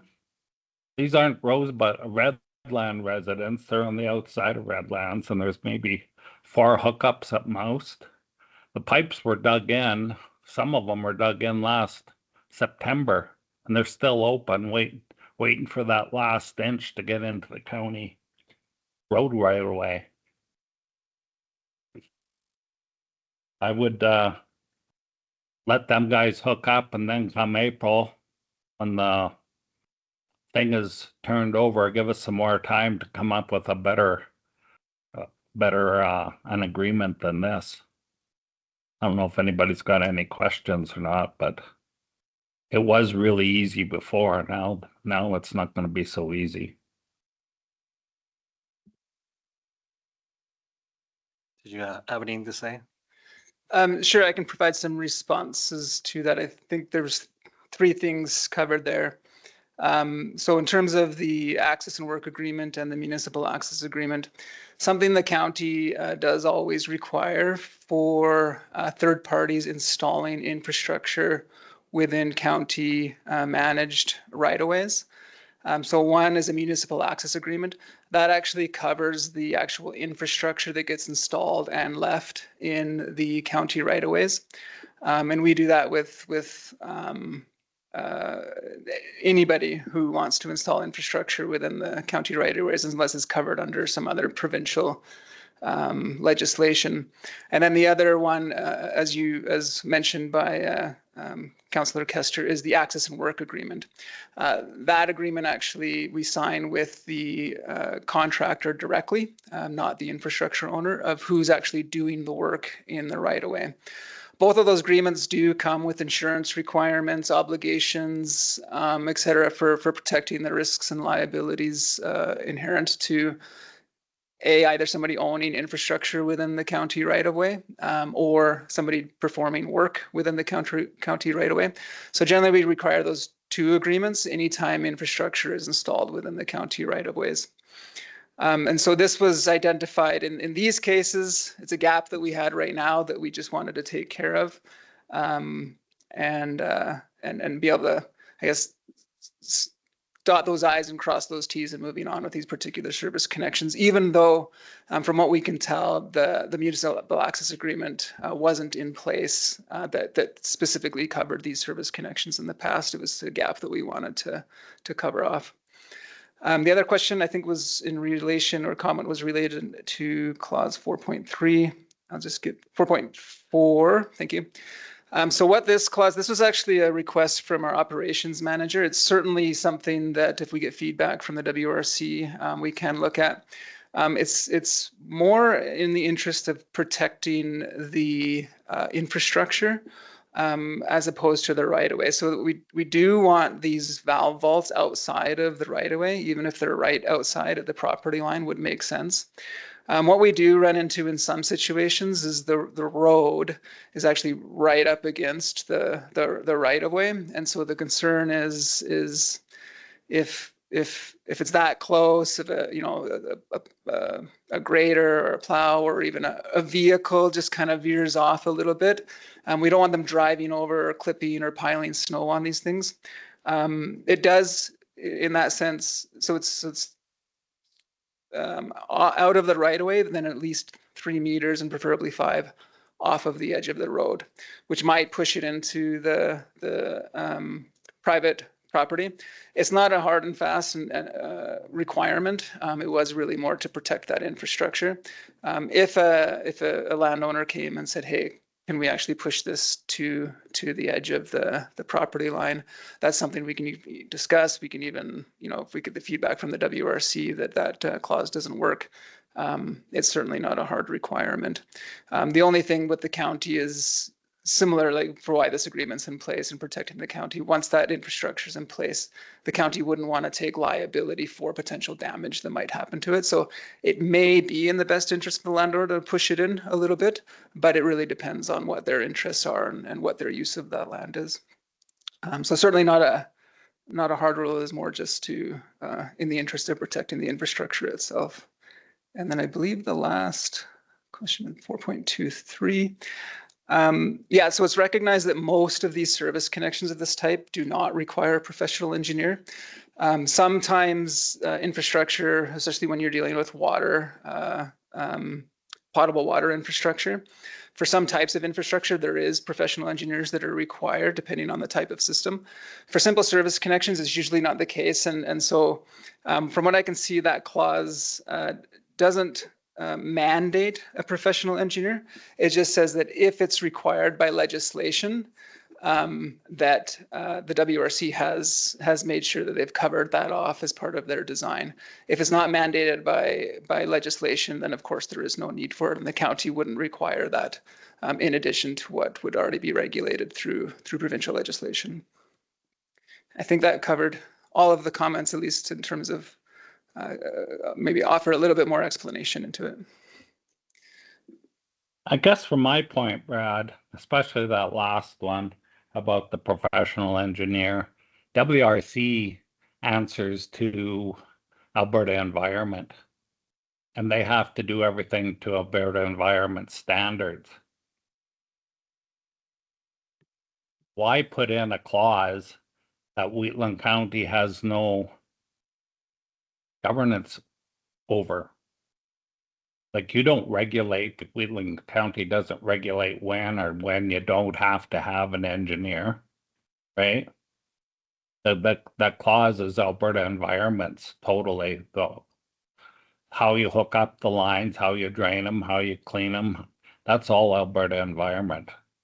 And I know we have time to work on another agreement coming up in April, and that's great. But I'm just worried about the few people right now that would like to get hooked up. And I certainly don't want to dig them to have an engineer stand there all day for a simple hookup. And these vaults, there's room there. Those fences have been standing there since I can remember. And they've never been plowed down, or the odd person drives over them, I suppose. But I think those vaults are safer on the fence line on the county side than they are on the landowner's side. It's just a safety thing. They don't need to be hooked on by a cultivator, or if it's in a pasture and have cows standing there, and that's your water system. You want to keep it clean, right? So if we can strike a couple of them clauses, yeah, and we go ahead and hook them things up, I'm okay with it, and we'll work on a new one. That I'm fine, but certainly the engineering one and where they have to be placed, if they can be placed at the. And I understand that the county went out and looked at the sites where they wanted to hook them up, and the county had no concerns whether we're being hooked up either. I know there's some places where the road is not even in the road allowance, right? And we're constantly fixing them up, and yeah, some of them could be very close to the road. So maybe they have to be fixed up before we put it in, or maybe we move the service connection to a different spot. They don't have to be in the hardest spot to put them in either. They could be moved down to an easier access point. Deputy Reeve Laprise. So just, yeah, maybe a couple of things on that, I guess, point 4.4, like, could we just change that to say the licensee shall ensure the meter vaults are installed to the satisfaction of Wheatland County? We certainly could change it to something like that. Just as a general comment for council, right now this agreement is a draft agreement. The reason why we're bringing it to council right now is just we are concerned about getting the approvals done. Typically, we would wait to get to the final draft with the other signing party. In this case, because we felt like it is a temporary one, probably any changes to it would be fairly minor, depending on what comes back from the WRC's legal representation. So we just wanted to bring it to council now. And then in the resolution that we provided, it gives, if council approves that, it would give authority for the Reeve and CAO to sign this agreement, along with any sort of minor unsubstantive changes like that. And so we're still waiting to hear back from the WRC on any comments or suggested revisions that they have to that. So we can certainly address those types of things with that. So we can make changes to it now if council wants. We'd have to resend that to WRC, or we can wait till we get the WRC comments back. And if there isn't anything that's you know, highly substantive in terms of those comments, the resolution I think does cover off to allow the CAO and Reeve to sign it, assuming council's okay with that. I think in terms of the 4.23 clause, yes, and I agree. My understanding is these service connections again would not require an engineer. Generally, what the county will do is because this is infrastructure going into the county's right of way, we want an assurance that if there is engineering work required, that is done. And so we typically do put a clause like that into these municipal access agreements. If it's not required, it's not required. If it is, it is. That's fine. I know the existing municipal access agreement is much more stringent about its engineering requirements, whereas this one gives a little bit of an opening that if it's not required by legislation, then they don't need to do it. But we just like to make sure a clause like that is in there in order to protect the county and make sure that whoever's doing that infrastructure is doing it according to the legislation. So I definitely agree with that point. When I read it, it says where the design and or construction of any service connection or related work is required by law, regulation, or applicable professional practice requirements to be carried out under the supervision of a professional engineer, we will make sure that a professional engineer is used. So I totally understand. This doesn't preclude anybody. Like we don't need to have an engineer if this system doesn't require it. And so I'm. If you look at the completely happy motions, with that. the motions that are here basically is letting the work proceed and recognizing that WRC has something out to legal right now that, and whatever comes back, I wouldn't suggest making any changes right at the moment because your WRC has it out to their legal, they'll come back.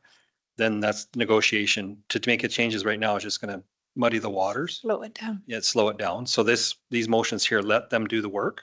Administration is recognizing we're working on an agreement. So that's all that stuff can come later. But I will say just about the municipal access agreement. We just recently upgraded a road with vaults in it that a major water line went through, that we have a municipal access agreement and how we worked on it with another municipality. And I thank God that we had that, because those things are very important when you have to upgrade a road, how things are done. And if you drive that road now, you'll see that the vaults are right on the shoulder, and the poor guy that has to grade that road in the wintertime, if he doesn't pick up his snowing enough, he's going to fling a manhole into the ditch. And our snow wings are fairly large. So that I can see why administration is protecting our infrastructure. That's their job. We're not saying we don't want to work with servicing places. We just want to make sure it's done right. I would kind of, where the vaults sit.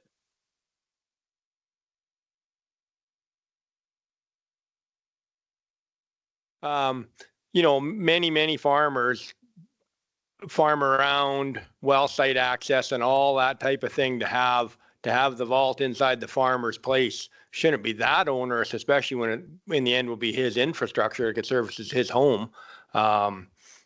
Whether that's versus, you know, being inside the county at a future date, it feels to me like the vault inside the homeowner's property, I mean, you know, shouldn't be onerous to the homeowner, I don't feel.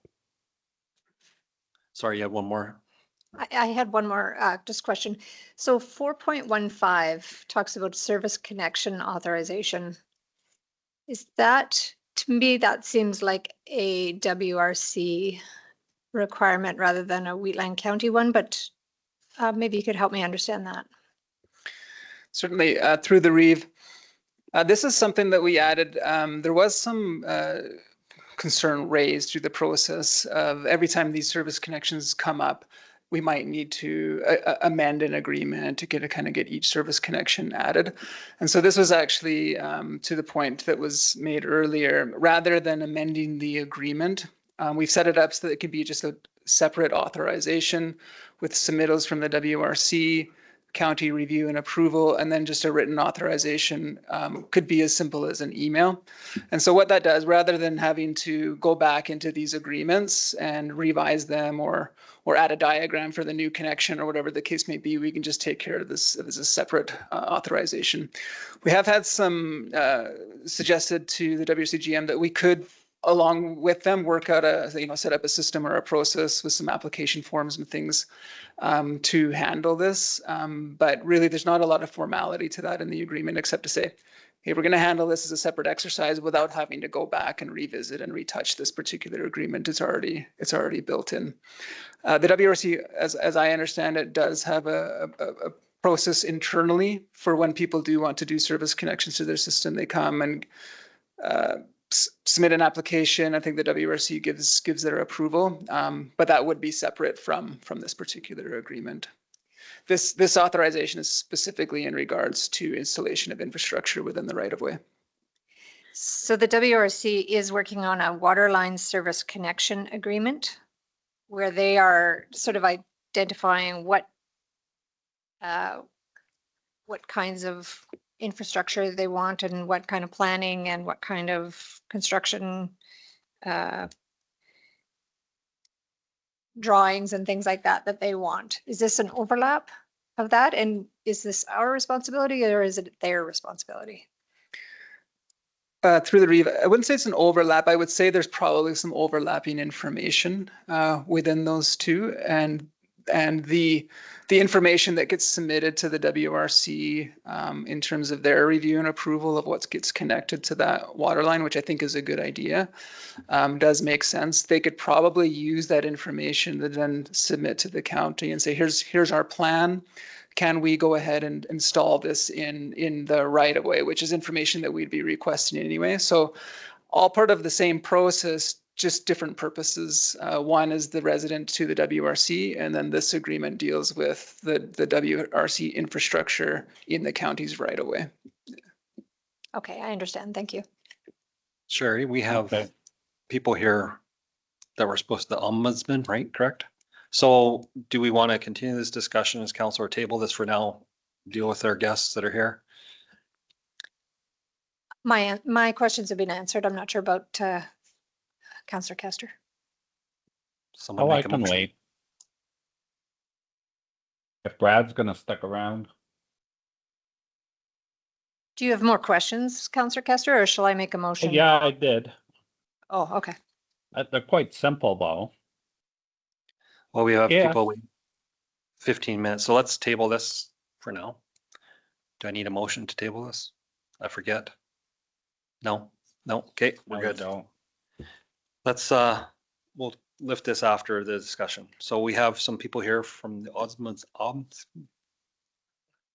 It's not part of the meeting, so we'll recess at 1:15 and resume after a quick training session. Thank you. Test, you can hear me? Perfect. So welcome back, council. 226. We're on 9.9 service connection municipal access agreement with WRC discussion. There has been Lots of discussion, no motion on the floor as of yet, and I understand possibly there might be a second motion that might be modified. Maybe? Okay. Go ahead. Sorry, Brad Bullock back. Really nothing further for administration to present unless council has any questions.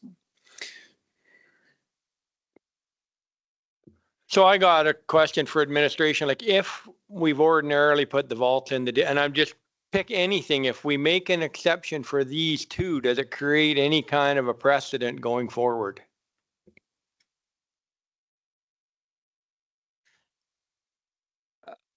Through the Reeve, I wouldn't suggest it would make any precedent necessarily. We would still want to address the location of those vaults in the municipal access agreement, the pending municipal access agreement. Nevertheless, I still would recommend not locating those vaults within the right of way.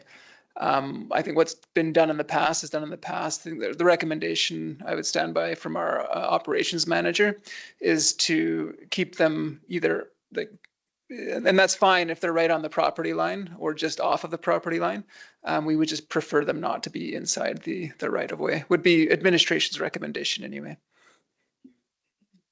Just go ahead. Just a curiosity, I think I understand why you don't want to be in the right of way. Can you make some kind of determination of the distance from the center of the road to where you would make sure that no vaults were located? And that if it's in the right of way is within that distance, you could do it. And if it's not, you put it in the property line on the other guy's property. Because you're trying to prevent snowplows from hitting it or what, or that kind of stuff. So that can be, the distance that a snowplow goes from the center of the road. You just make damn sure it's not closer than that. Yeah, and through the Reeve, I think the clause does address essentially what you're saying right now, I believe, where we just say located out of the right of way. But if the edge of the road, say, is closer than 3 meters to the actual edge of the right of way, we're just saying push it back a little bit. Again, it's something that we thought to put in mostly protect the private infrastructure, this vault. If the WRC came back and said, hey, can we actually just, regardless of where the road is, where the landowners came back and said, yeah, we understand the risk, but can we actually just push it right up against the right of way? We would say that's fine, but in either of those cases, the county will still say, we're not responsible for damage to this. I mean, obviously, if we run our graders onto private property and damage it, then we are responsible. But say if some other person that's not the county that comes through and damages it, then we'll just say, look, that's not our infrastructure. So just going back to this clause, it really was put in there for the benefit of trying to protect the private landowner's infrastructure. We're very flexible if it's a point of concern. Thank you. There's been another motion added on the screen here. The I first can't see the screens.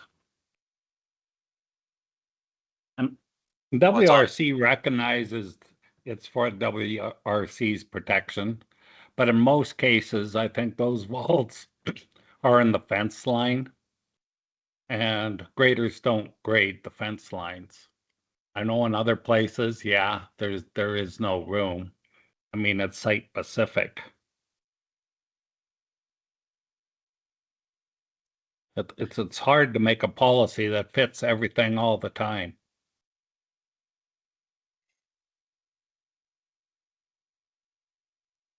So what's the first motion you see on the screen?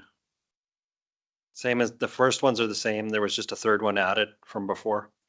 Oh, okay. Yeah. Council's wishes. Go. That council authorized the Reeve and CAO to execute the service connections municipal access agreement with the Wheatland Regional Corporation sustainably in the form presented with any non-substantive amendments as approved by the CAO and further that any substantive amendments materially affecting the intent and or structure of the agreement be returned to council for approval prior to execution. Thank you. Motion on the floor is as it was printed out. Any discussion? We're just trying to see if we can get the view that we're seeing right now. Glenn as well. No, it's fine. I heard it's Okay. it's on the agenda. Okay. I will call the question.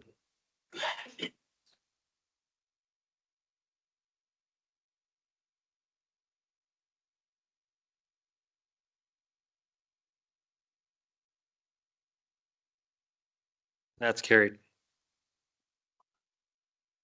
Second possible motion. I'll move that council direct administration to continue working with the Wheatland Regional Corporation to draft a comprehensive municipal access agreement covering all existing phases of regional water infrastructure and associated rural service connections, and to present the draft to council for consideration and direction before execution. Thank you for the motion. Any discussion on the motion? Call the question.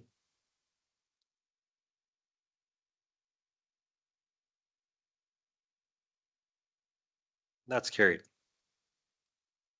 Third possible one, which will allow them, go ahead. Just, I know it wasn't in the original report, so I thought I'd just provide some commentary on this. And there was some discussion about whether council might want to allow the three presently requested connections to proceed ahead, potentially ahead of the service connection MAA, which is in draft form and we're waiting comment back. So if council does want to consider that and allowing those to go ahead, that is a resolution that council could pass.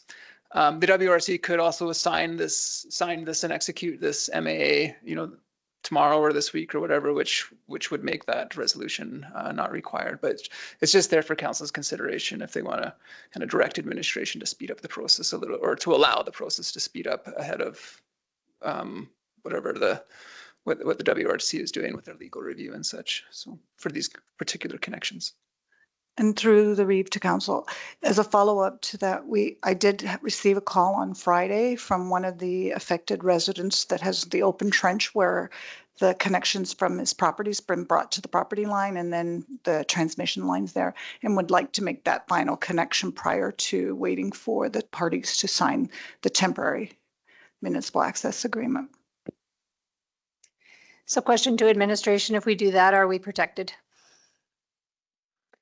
Through the chair, in my opinion, we don't have the agreements in place. I would suggest that the risk for these service connections by their nature is relatively low. However, if something did go wrong, I don't believe legally the county has the insurance provisions or the protection that it would need if something went wrong, right? So it's just something it's not generally something administration would recommend just because there is a gap there in risk protection. However, these are just service connections. So it really depends on council's appetite for accepting that risk. If we were to pass this motion and then we get the temporary or the permanent agreement in place, would those agreements cover this? So if we were to approve these three connections and then in April, we have a new agreement, and then in May, something happens to these three connections, there's some kind of a leak or something, and then would we be covered for would those three fit under a future agreement? I guess my question.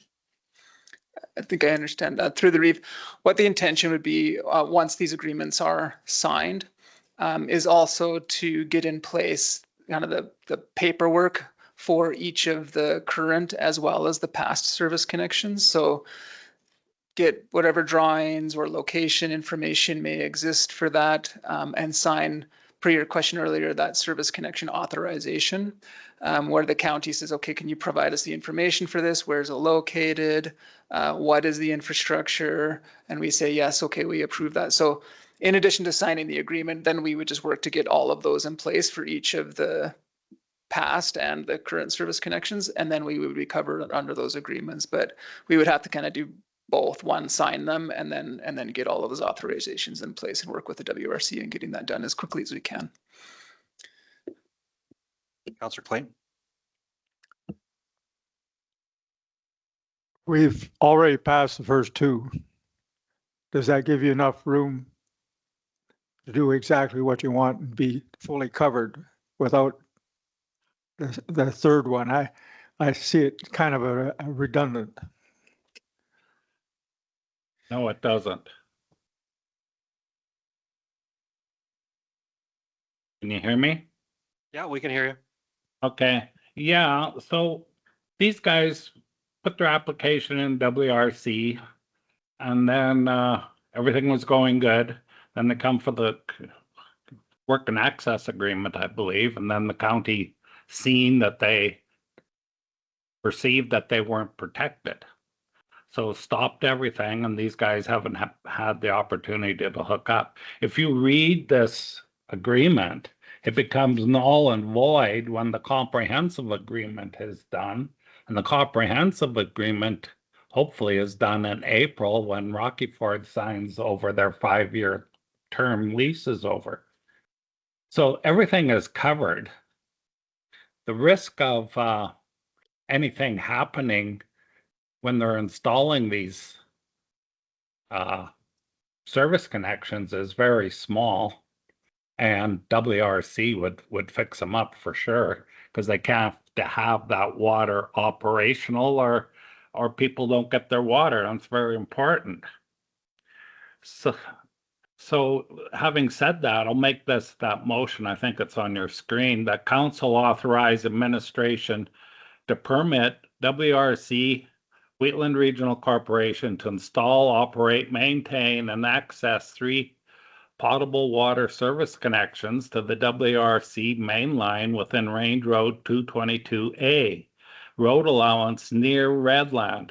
With these connections and any previously installed service connections to be addressed in the comprehensive system-wide municipal access agreement between the county and WRC targeted for execution in the spring of 2026. Now, having said that, I'm not aware of any other service agreements coming up in between now and spring.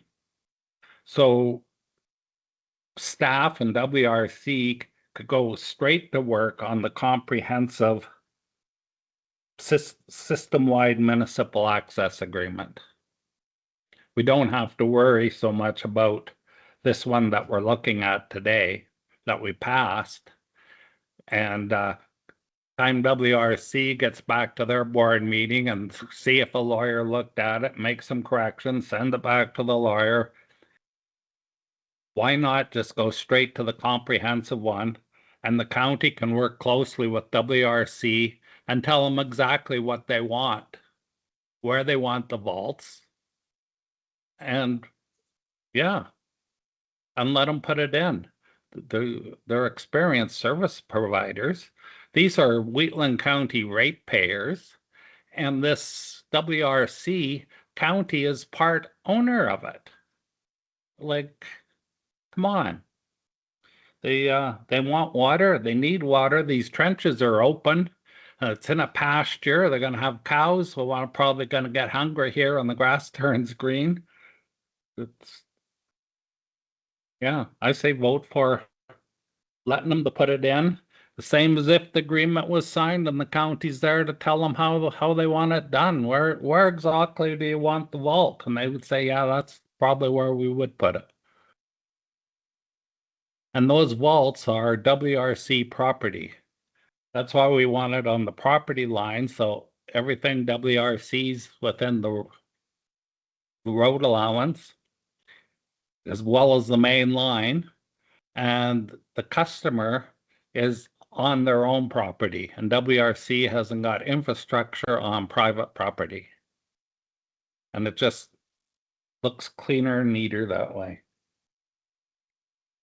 If there's not any other questions, I'm ready to vote. Thank you. Just the way you read the motion versus what's printed, were you intending it to be what's on the screen? It wasn't I exactly. don't know what's on the screen, sorry. You read 95% of it the same, yeah, okay. So are you okay? Do you want, I'll read it It out. might have been my tongue. Yeah. The motion that was on our screen is that council authorize administration to permit the Wheatland Regional Corporation to install, operate, maintain, and access 3 potable water service connections to the WRC main line, our water main within the Range Road 222A road allowance near Redland. While administration continues to finalize and execute the proposed temporary service connection municipal access agreement and ultimately the comprehensive system-wide MAA between county and WRC targeted for execution spring 2026. That's pretty much what I said. It's a little bit different, all right. Okay. And you're okay with that? Yep. Perfect. Any further discussion? Motions on the floor. Call the question.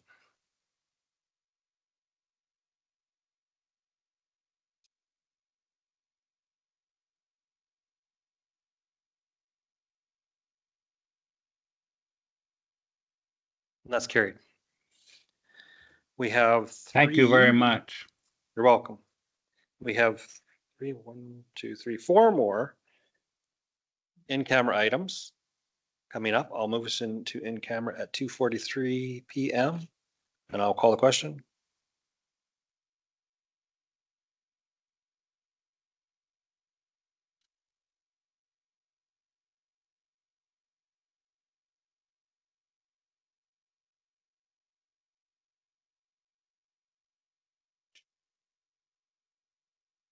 Calling the question. Okay.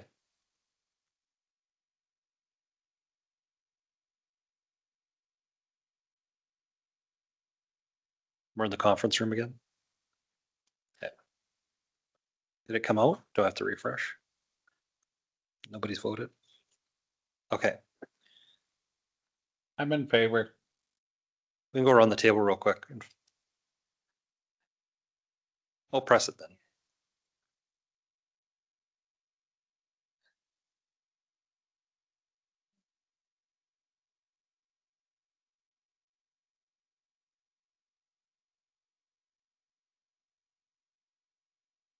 That's carried.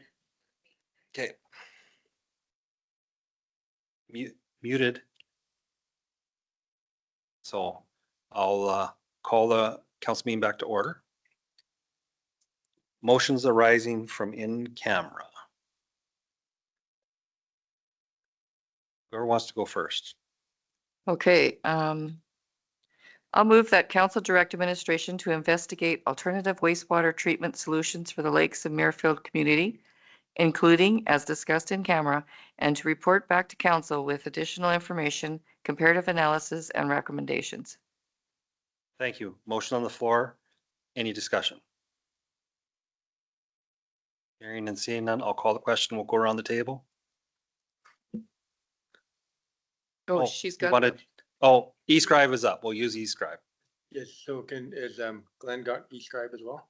We'll find out here shortly. Yeah.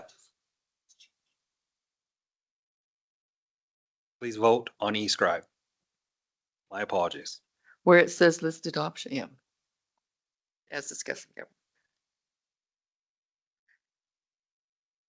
That's carried.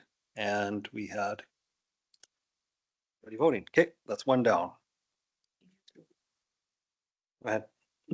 I would like to move that council direct administration to take appropriate actions as discussed in camera to address compliance and outstanding municipal infrastructure matters related to the Origin Business Park Phase 2 development. Thank you. Motion's on the floor. Discussion? I'll call the question.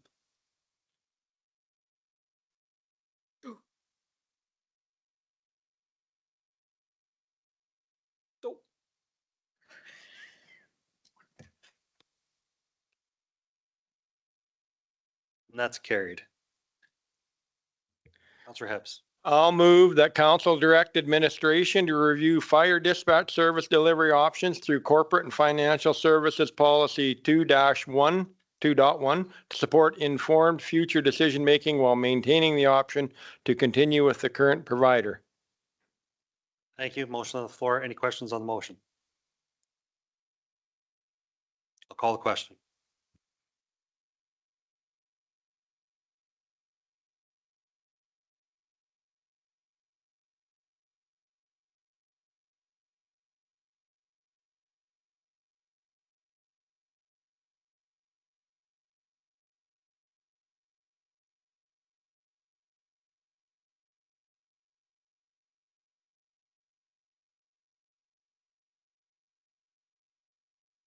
It's not coming up. I'm hearing it's carried, but we can't see it. Is it unanimous? Majority? Everybody? Everybody voted? Okay. We have one more in-camera item. I'll move us into closed session at 4:25 PM. All in favor?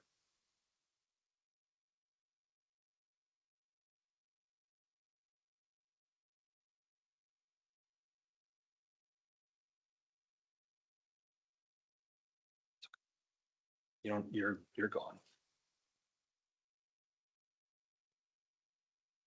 Counselor Bigger is leaving she won't be voting.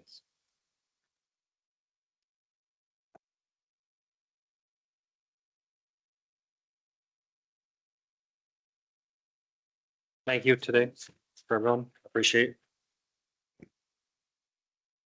That's carried. We'll move back into speak with the note.